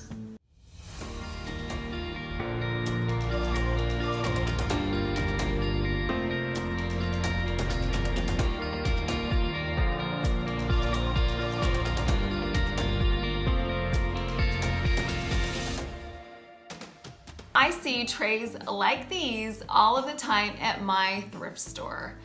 So I thought I would take this blue plastic generic tray and glam it up. The way I'm going to do that is, at first, I'm going to give it a coat of white spray paint. I'm going to coat it really well because I didn't want to see any of the blue coming through. In order to do that, I did have to give it a couple of coats because that blue was pretty stubborn and didn't want to go anywhere, but eventually I got this paint to cover up all of the blue. And now we're going to turn this generic tray into something custom and high-end. The way we're going to do that is with some wrapping paper. I got this white and gold wrapping paper at Home Goods. I'm going to lay it out. I'll place my tray on top. Then I'm going to trace around it to get the shape that I need. Then I'm going to cut it out with my scissors. And now to get that oval to the exact size that I needed, I did have to trim it a little bit because I wanted it to fit snugly in the base of my tray and not come up on any of the sides. After it was perfectly sized, I did a dry run and I placed the paper inside. Then I got my Mod Podge and I added a liberal amount to the bottom of the tray with a sponge brush. I made sure that it was completely covered, and then I put my paper oval down. Now you're going to want to work pretty fast because the Mod Podge will adhere really quickly to the paper. Once it was set, I got my kitchen scraper and I pressed firmly against the paper so that it would stick to the tray really well. And also scraping the paper onto the tray gets rid of any air bubbles that may have been trapped underneath the paper. After this was all finished, I let it dry for about an hour and then I added the top layer. Again, I added a liberal amount to the top. I sponge brushed it on and made sure that it was really even, and then I let it dry completely. Now just look at this tray. What a glamorous transformation. It went from something that you could just throw some barbecued items on to something that you want to put your beautiful perfumes on, or maybe some gorgeous office supplies. You could put a beautiful candle on it, or like me, I'm placing my 2 reimagined floral arrangements. And I think that they look so beautiful on the tray. The tray ties the gold together, it ties the white together. It adds a little more geometric flair to it. Instead of just having solid colors, it adds a pattern, which I think that this little display needed. Now I only spent $6 on my original pieces, but by adding some paint, by adding some wrapping paper, by adding some different treatments, it just makes these pieces look so high-end. I love the way that the florals look. They just look so feminine and pretty. And the color gold elevates this to make it look a little more high-end, and the white makes it classic. So don't pass up those items at the thrift store that you may think, gee, that's got bugs on it, maybe not for me. Get out your thinking cap and reimagine some items, and you will end up with some beautiful pieces of home decor. I was wandering the aisles of my thrift store and I saw something that used to be a lamp. The shade was gone and the cord was cut. Looks like somebody just took a pair of scissors and snipped it right in half. And since I am no electrician, there was not a chance I was going to be able to turn that back into a lamp. But I thought, it's got such a beautiful detail on the post that I can turn it into a tiered tray. And for only $3.99, what do I have to lose? The first thing that I needed to do was disassemble it. So I unscrewed all of the parts that kept it together, and then I pulled out the cut electrical cord. I also needed a finial for the top, and since the lamp didn't have a finial, I needed to come up with an idea. So I'm using the decorative end of a curtain rod. Now that the lamp is disassembled, I have all of my individual pieces and my finial. I'm going to paint it. I'm going to use a bright coat gold Rustoleum spray paint. I laid out all of my individual pieces on some cardboard and a foam plate outside. I sprayed them thoroughly in the gold spray paint.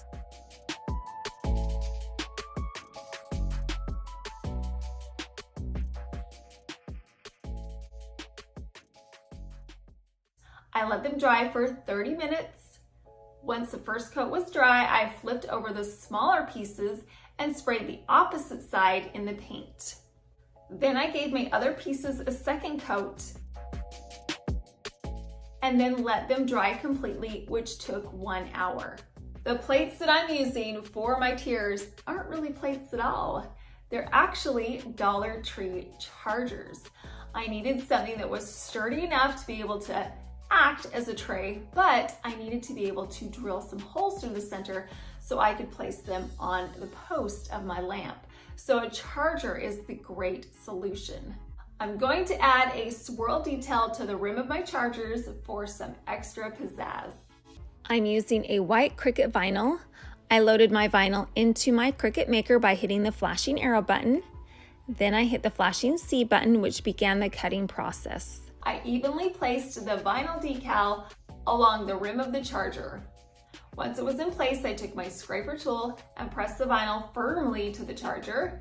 Then I peeled away the transfer tape. I repeated this process with my second charger, and now I have 2 beautiful detailed chargers.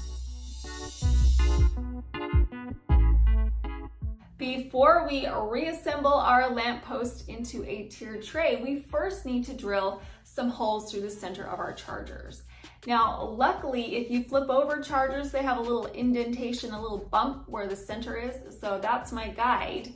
I took this center post and I placed it over this bump. I got a pencil and I traced around the post to get the exact size that I needed. Now it's time for the power tools. I'm going to start by using my drill. I got the biggest drill bit that I had and I placed it on the end of the drill. And I began to drill a hole through the center of the charger. But as you can see, this hole was not large enough to accommodate the post, so I had to take some more drastic measures. I got out my jigsaw and I cut along the pencil line with my jigsaw to create a larger hole that would now accommodate the post. The second tier was much easier. I just got a drill bit that was the same size that I needed for the screw that was popping through the lamp post. So I simply just drilled the hole through the center of the charger.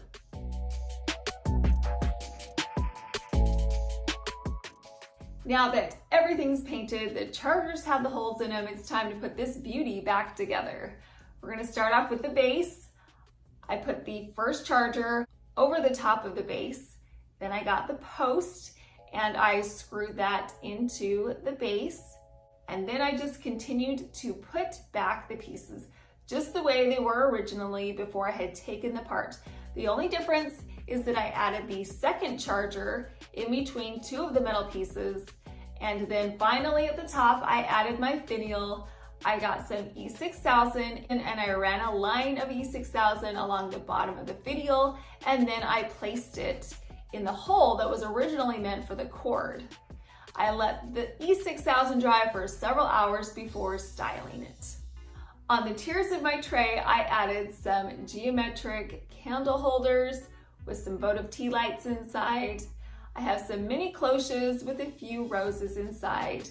And I also have 2 glass milk jugs with some florals inside. And finally, I added a tassel garland. So what do you think about this transformation? It's probably one of the favorite ones that I've ever done because we took something that could have been thrown away very easily. It was not functional and it was missing some pieces. You would have never known that this piece started out as a lamp that I purchased from the thrift store. Another questionable piece that I got at the thrift store was this Christmas planter. Now, we are nowhere near Christmas time right now. So I thought, you know, I could turn this into a cake stand, a riser tray kind of a thing, and still leave the ability to use it as a planter. So that is what we are going to do. First up, we need to remove the lovely Christmas decal that's directly in the center. So I got a chisel and a hammer and I just chiseled that metal piece right off the center. There was some glue that was left over as residue, so I got a piece of sandpaper and I removed that glue by sanding it off. I wanted to change the metal corner pieces from a Christmas red into a beautiful gold. I took a screwdriver and I unscrewed the small screws from the metal pieces and then I removed them from the planter. I placed them on a foam tray. I took them outside and I am going to be using that same Bright Coat Gold Rustoleum spray paint. I sprayed a coat of gold paint on these metal pieces and then I let them dry completely, which took 30 minutes. While those corner pieces were drying, I decided I wanted to spruce up the planter paint. Now it was good. I actually kind of liked the whitewash look that it had because then you could still see the wood grain, but I wanted to enhance it. So I have this bright metallic paint. It's a perla. I got it at Michael's and it has such a beautiful sheen to it. So I got a paintbrush and I painted it on the planter. What I love about this paint is that it leaves a shimmer. You can still see the wood grain coming through, but it makes it a little fancier by adding a bit of a shiny glow. I painted all 4 sides of this planter and then I let it dry completely, which took 2 hours. Once all of my pieces were dry, it's time to put everything back together. So I got those corner pieces and I placed them where they were originally. I got the small screws and I put them back into the holes. At this point, you could leave the planter as is. This transformation was an easy one, but it's so much prettier now with the shiny paint and the gold brackets. You could use it as a centerpiece on a tablescape or change up the florals for different seasons. But what we're gonna do is we're gonna take it one step further and turn it into a cake stand. I have a piece of glass that was left over from a shelf It's thicker and it has some rounded edges, so it's going to be a great topper because it can accommodate a fair bit of weight. Because we're going to be able to see through the glass, I wanted to put something decorative on the bottom of the planter, and that's where my Cricut vinyl comes into play. I have this really pretty Cricut vinyl. It looks like lace. As you can see, it's a rectangular shape, so we are not even gonna have to use the Cricut Maker on this one. I'll show you what we're gonna do. Instead, I'm going to measure it with my measuring tape and a ruler. I drew a line down the center to get the exact size that I needed, and I'm going to be using a rotary cutter. I just ran the rotary cutter right along the line that I drew with my pencil, and voila, a perfectly straight cut. At this point, I took my transfer tape and I placed it over the top of the vinyl. I scraped it together with my scraper tool. I removed the vinyl and the transfer tape from the backer, and then I carefully lined it up to the bottom of the planter. Once it was in place, I got my scraper tool again, and I pressed the vinyl firmly to the bottom of the planter, and then I removed the transfer tape. To hold the glass in place, I'm going to be using some sticky cabinet stoppers. I placed one of these stoppers in each of the 4 corners, and then I placed my glass over the top. These cabinet stoppers stay in place really well. They keep the glass from shifting around. And then also, if you're going to use it as a planter and you want to flip it over, the cabinet stoppers will act as like a little buffer between the planter and the table. So if it does get shifted around, it won't scrape your table. So these cabinet stoppers are really great for your planter. Okay, so to the top of my cake stand, I'm going to add a beautiful round candle holder. I purchased this at the dollar spot at Target. I think it came a long way from where we started when I found it at the thrift store. I have a sneaking suspicion that somebody may have dropped off a box of Christmas stuff at the thrift store, because I am pretty sure that this burgundy basket container, whatever you want to call it, was the base for like a Christmas basket. You know how you can buy them, they have all the chocolates and everything inside? I think that's what this originally started off as, especially because there's a cardboard box still left in the bottom. So I think that that's what you'd place your cookies and the chocolates and whatever else on. So I'm pretty sure that that's what this started off as. Nonetheless, I really liked this container no matter where it came from. And the color was actually really good. There wasn't a whole lot that I needed to change. So what I am going to do is add a beautiful decal to the center. To adhere this decal to my basket, I'm going to be using my Easy Press. I turned the temperature up to 330 degrees, and I'm going to be putting it on for 30 seconds. I'm using the bag that the Easy Press came in actually as a buffer between the Easy Press and my basket. You can use a towel. I placed my Easy Press over the top of the decal, and I just waited until the timer ran down. I removed the Easy Press from the basket, and then I pulled away the plastic covering from off of the decal.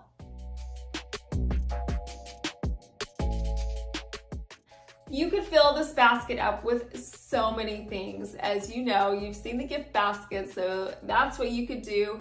But today I'm going to put in some beautiful flowers, some cream, white, and light pink flowers. I took my florals, I bent the stem. This way I get the perfect height that I need, but I can also unbend the stems later and use them for a different project. Once all of my florals were in place, I added a few leaves to finish off the arrangement.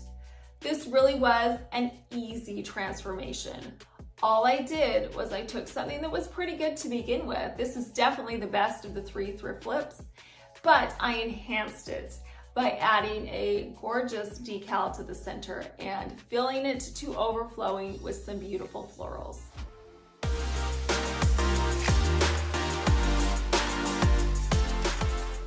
The first time I saw this silver cake stand, I just walked right past it. I didn't even give it a second look. But as I went back up and down the aisles, I saw it again, and I saw it had so much intricate detail on it. And I was able to overlook all of the grime and the oxidation that was all over this piece. And so I thought, you know, for $3.99, I'm gonna take it home, clean it up, and see if I can make something out of it. So that's what I did. I got it home and I got some of my Wrights silver cream out. I've used this before on just some other silver pieces and it has worked wonders. So I thought I'd give it a try on this little piece. I got a sponge brush that was inside of the Wrights cream, and I got a little bit of cream on it and I began to rub it onto the cake stand. Because there was so much grime and oxidation on this thing, I really had to work hard to get it up. So I just kept adding that cream and I kept rubbing with that sponge brush pretty hard. It took me a decent amount of time, maybe 15 or 20 minutes, but after that scrubbing, I could tell that there was just some shine underneath and I couldn't wait to see what it was. So I turned on the faucet in my sink and I rinsed off all of the grime, and it was so beautiful. It just shined and you could see all of the beautiful details that were along the rim of the tray. I was so excited. So after I was done with the top portion, I flipped it over and I repeated the process on the bottom and on the cake stand base, and I got the sponge and I just put that cream all over it and I rubbed really well, and the oxidation came right up. I rinsed it all off and I looked it over, and there were a few places that needed to be redone. No problem, just kind of scrubbed a little bit more just in those areas that needed a little bit more scrubbing. I gave it one final rinse and then I dried it off with a soft cloth until it was bright, shiny, and completely dry. Once this was completely dry, I flipped it over and I noticed an engraving on the bottom that said it was silver plated and it was made in Italy. Pretty fancy, right? And to think that I almost passed this up. Sometimes the best transformations are ones where you take a piece that's already beautiful and you simply clean it up. That's what I did here. For $3.99 plus a little elbow grease, I have a beautiful silver cake stand that is going to be perfect for displaying food or any kind of other decor around my home or for any special parties.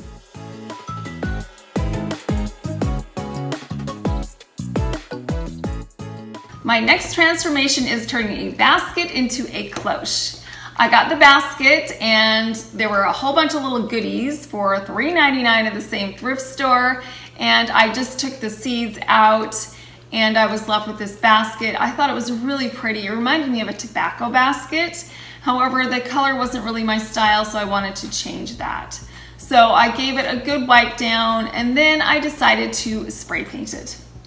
I'm going to be using this Serenity Blue chalk paint. So I took my basket outside and I got my spray paint and I began to spray the basket.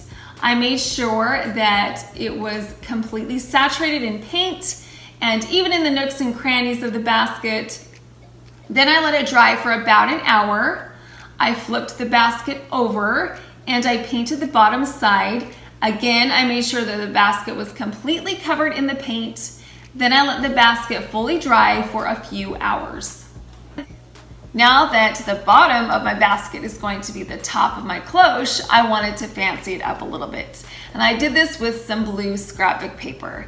This scrapbook paper is so pretty. It has a lovely sheen on it and a very nice design that's going to go really great with my silver cake stand.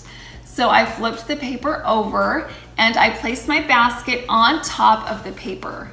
Then I got a pencil and I traced out the circle that was along the bottom. Then I cut out the circle. To adhere the paper to the basket, I'm using some Mod Podge. I got my Mod Podge and a sponge brush and I liberally added some Mod Podge to the basket. Then I carefully lined up the scrapbook paper circle and pressed it firmly to the base. Then I got a kitchen scraper and smoothed out the paper. The kitchen scraper will also pull out any bubbles trapped under the paper. Now, I let this dry for about an hour and then I came back and I added some more Mod Podge to the top. Again, I was generous with it because it dries clear. So I spread it out evenly and then I let it dry completely, which for me was overnight. Now it's time for the topper. I'm gonna use a drawer pull to put right there on the top. So what I did was I measured my access hole points. I did this way and then I did this way. And then I used a pencil and I marked off 2 spots that would accommodate the holes that were in my drawer pulls. So next I'm gonna get my drill and I'm gonna find those access hole points and I'm just gonna drill slowly into my basket on that side. And the second one right there. Okay, so now we've got our holes. Then I'm gonna take my handle, fits perfectly because we measured it really nicely. I'm going to take my little screws. I'm gonna put those through the bottom of the basket. I'm gonna grab my screwdriver. Put them in. So can you see how they're sticking out this side now? So I'm gonna put my handle right on top where that screw should be. Okay, then I put my second screw in and I'm going to screw that right inside.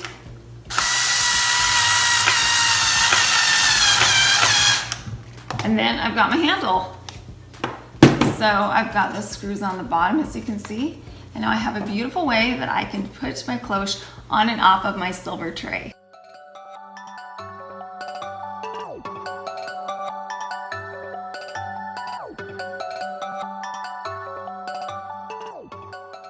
Inside of my basket were some seeds and some little grapevine balls and a whole bunch of dried stuff. And I thought, what can I make out of this?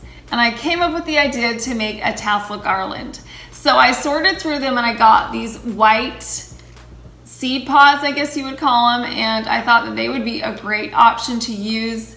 So I needed to drill a hole through them. So I got out my drill and I also got a vice grip, this thing right here.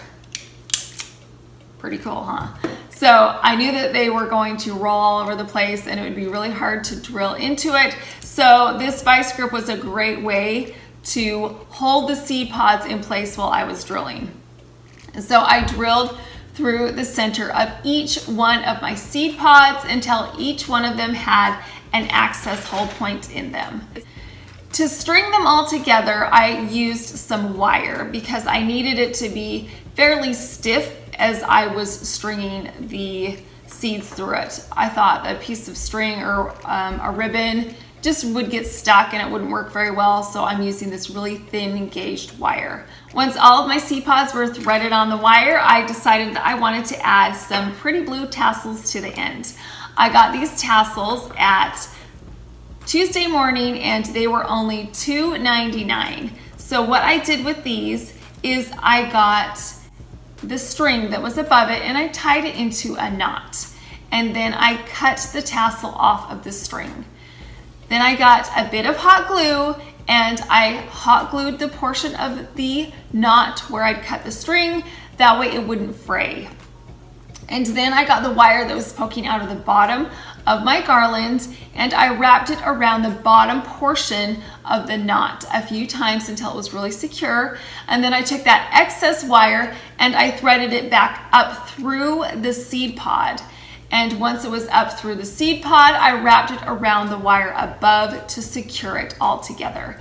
And then I repeated the process on the other end of the garland with the second tassel.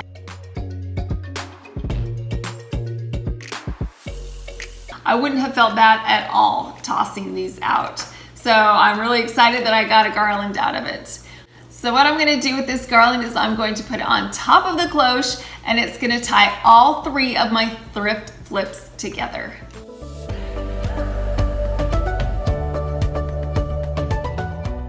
Now I found this wheelbarrow and the wreath inside at a local thrift store. We are going to transform them and give them a makeover. Now the first thing that I did was I decided to paint this wheelbarrow. The brown stain on it was not doing it any favors, so I decided to paint it with some white chalk paint, just some spray paint that I got at Walmart. I took my wheelbarrow outside and I flipped it upside down so I could start with the underside first. I sprayed the paint evenly until it was completely covered, and then I let it dry for about 30 minutes.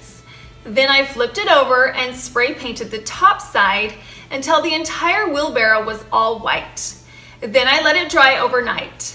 The next day I was looking at it and it seemed a little stark white, so I decided to kind of make it a little more rustic and a little more aged. So I got a piece of sandpaper. Now this sandpaper is a light sandpaper, so it wasn't going to take too much of the paint off. So I just sanded down the edges of the wheelbarrow and on the sides and a little bit in the bowl, and it really gave it that aged patina that I was looking for, so it wasn't so stark white. To jazz this wheelbarrow up a little bit more, I got a beaded spring garland from Michael's. It was 40% off. However, on the day I went, I had a coupon for 25% off more of my entire purchase. So this garland was around $6. I loved the beads on it. However, I didn't really like the little mini eggs that were on it. So I decided to cut those off. Because they're styrofoam, they came off really easily with a sharp knife. Now what I did was I cut down the center of the egg, not all the way through, just about halfway through, and then I took the string and I pulled it up through the egg. Now the good thing about these eggs is that I'll be able to use them for another project because I only cut halfway through, so the front side is still really pretty and will be great in the wreath that I'm going to be transforming later on. Now that the eggs are off of my garland, I can place the wood beads right on top of the rim of my wheelbarrow. Now what I did was I got some hot glue and I placed a small line on the top of the rim, and then I added my wooden beads right to the center of the hot glue. I continued to hot glue and place the beads in the glue until the rim was covered with beads. When I got to the end, I snipped off the end of the string and hot glued a single bead in place to complete the circle and to complete this wheelbarrow makeover.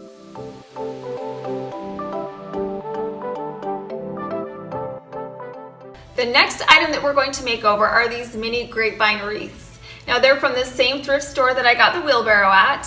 When I got up to the cashier, she gave me both of them for $1, even though it said 99 cents a piece on each one of the wreaths. So yay for bargains. Now to begin decorating this wreath, I'm going to start with a wooden skewer. Now you might wonder why I'm using a wooden skewer, but it's going to help me to display my wreath later on. So I'm going to cut the skewer to size and hot glue it to the center bottom of my wreath. Next, I'm going to add some beautiful spring hydrangeas, some white hydrangea flowers, and also some other spring stems. And then, if you remember our cast off eggs that we cut off from the garland, well, it's time to use them. I'm going to place 3 of them in the center on the bottom. I'm going to hot glue them in place. So don't throw things away. You might be able to use them later on, because all I did was I took the cut side that was on the back and I placed that to the back of the wreath so you couldn't even see it. You could only see the smooth side. So we are repurposing some things that we didn't need anymore on this wreath. And then the final addition to our wreath are a few blue ribbons. I just placed one on top of the other. I tied it into a bow and then I hot glued that bow to the top of my wreath. In the end, I did decide to add 2 more hydrangea flowers to the center of the bow. I just hot glued them in place and I think that it ties all of the florals together. Now that I'm finished making over my thrift store items, it's time to style them. So I'm going to start by putting a ramekin in the bottom of my wheelbarrow. And inside of that ramekin, I'm going to put a piece of floral foam. And I'm going to press it in really tightly And then I'm going to get some of this shredded paper and I'm going to place it all over the entire surface of my wheelbarrow. Then I'm going to take my wreath. Now, do you remember how we had that wooden skewer poking out through the bottom? Well, this is where it's going to come in really handy. I'm going to take my wreath and I'm going to poke it into the floral foam and it will stay upright and in place. Now that my wreath is in place, I'm going to take my votive candle holder. Now, this votive candle holder is from Ross and it was $8.99. And I brought it home and I thought, you know what? If I flip this over, it could be a cloche. So I'll take my votive candle holder, flip it over into a cloche and place the wreath right inside. I'll push the cloche down on top of everything and it will just rest in the wheelbarrow. And then it has this lovely large piece of glass at the top. So it's a perfect place for me to put that tassel that we made. So I'm gonna wrap that tassel around that top portion, tie it around it so it stays in place, and then I'm going to let it drape nicely off to the side.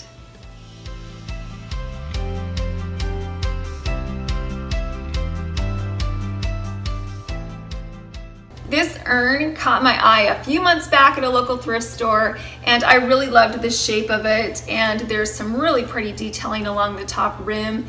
It also came with some plastic fruit, which my daughter snatched up and took to her kitchen upstairs. So for $3.99, I got a beautiful urn plus some fruit. Now, it's just been sitting upstairs and I've been thinking what I can do to really bring it up to its potential, because it did have some chips on the inside bowl and some discoloration. So I knew I was going to have to repaint it, but I also wanted to beef up the base. So the way that I did that was with some terracotta pots that I got from Michael's. I got 2 different sizes so that I could place one on top of the other. To adhere them together, I got some E6000 and I flipped the larger size saucer over first and I placed the E6000 along the rim, just enough so that it would adhere, but not too much that it would seep out the sides. And then I placed the smaller one on top. Then I took my urn and I flipped it over and I put some more E6000 along the rim of the base, and then I flipped it back over and placed it on top of the terracotta saucers.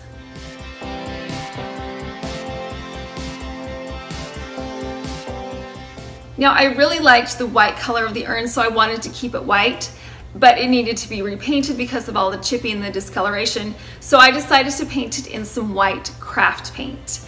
I got a sponge brush and my paint, and I began at the bottom of the base with the terracotta, and I painted it until it was fully coated.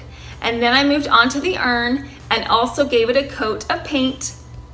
This coat covered up all of the scuffs and the discolorations, as well as made sure that the whites on both pieces matched perfectly. Once my base coat of paint was done, I decided that I wanted to do something special to it. So the paint technique that I used was a stippling effect, because I wanted my urn to look like concrete or stone, and so this is going to give me that look. So I got my sponge brush and I dipped it slightly into the paint, and then I stippled it all along the base of the urn. And I continued to do that until it was completely covered in this effect. And then I decided to do the entire thing. So I went up the base into the bowl and I stippled the whole entire piece. You would never know that these were separate pieces that had been glued together. It looks like it was always supposed to be this way. I also love the stippling effect that we got with the paint. It really does make it look like it's stone. And I think that it looks so luxurious and so elegant. It's going to be a perfect piece that's going to fit in with my home decor.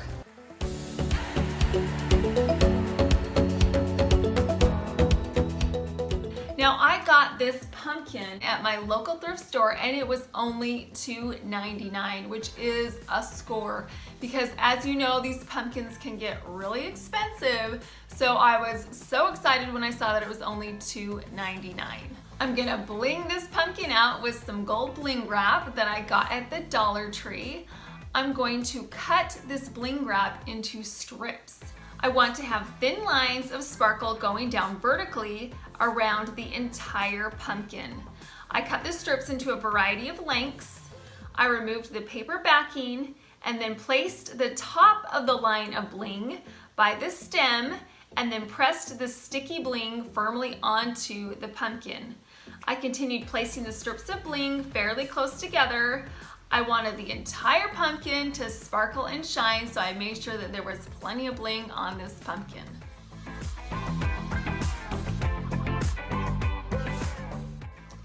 To the top of my pumpkin, I'm going to be adding a variety of ribbons and some tulle. I like using the loop and twist method when I make my bows. So I made several loops in my tulle and I twisted the ends and then created another loop. To secure the loops together, I'm using some thin floral wire. I cut a few segments a couple inches long and I wrapped that wire around the bottom portion of the loops and then twisted the wire together. I repeated the process of looping and twisting and adding the wire to my cream and chevron ribbon, and then I made one large loop out of my burlap and lace ribbon. My wire was long enough that it had some excess coming off the end after I twisted it. I did that on purpose because now I can combine all of these ribbons. I'll place them on top of each other and I can take that excess wire and twist it together, which secures all of the ribbons together to create one large ribbon. Now you may be wondering, that's such a nice bow, but how are you going to attach that to your pumpkin? Well, I have a trick for you. I'm going to get a thumbtack and I'm going to press it halfway into the pumpkin. And then with that excess wire coming out of the back portion of my bow, I'm going to wrap that around the tack. Once it's firmly around the tack, really tight, I'm going to press that tack all the way into the pumpkin, and now my bow is securely attached to my pumpkin. I'm also going to be adding a floral pick, these beautiful cream florals, and I'm going to do it the same way with that excess wire. I'll just wrap that wire around the floral stem and it will stay in place.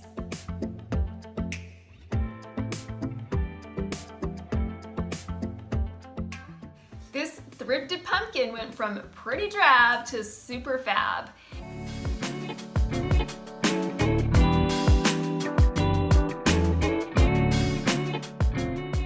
I have a grapevine wreath that I got from the same thrift store that I got the pumpkin at. It was only 99 cents, and I decided to add some fall botanicals. I had some cream florals and some fall leaves. What I did with these was I just poked the stem into the gaps that were on the grapevine wreath and they stayed really nicely in place. Then I simply took my gold votive candle holder and I placed it in the center, and then I got a battery operated candle and put it inside of my glass vase. And it just looks so high end. I cannot believe how fantastic this is. Thank you so much for watching.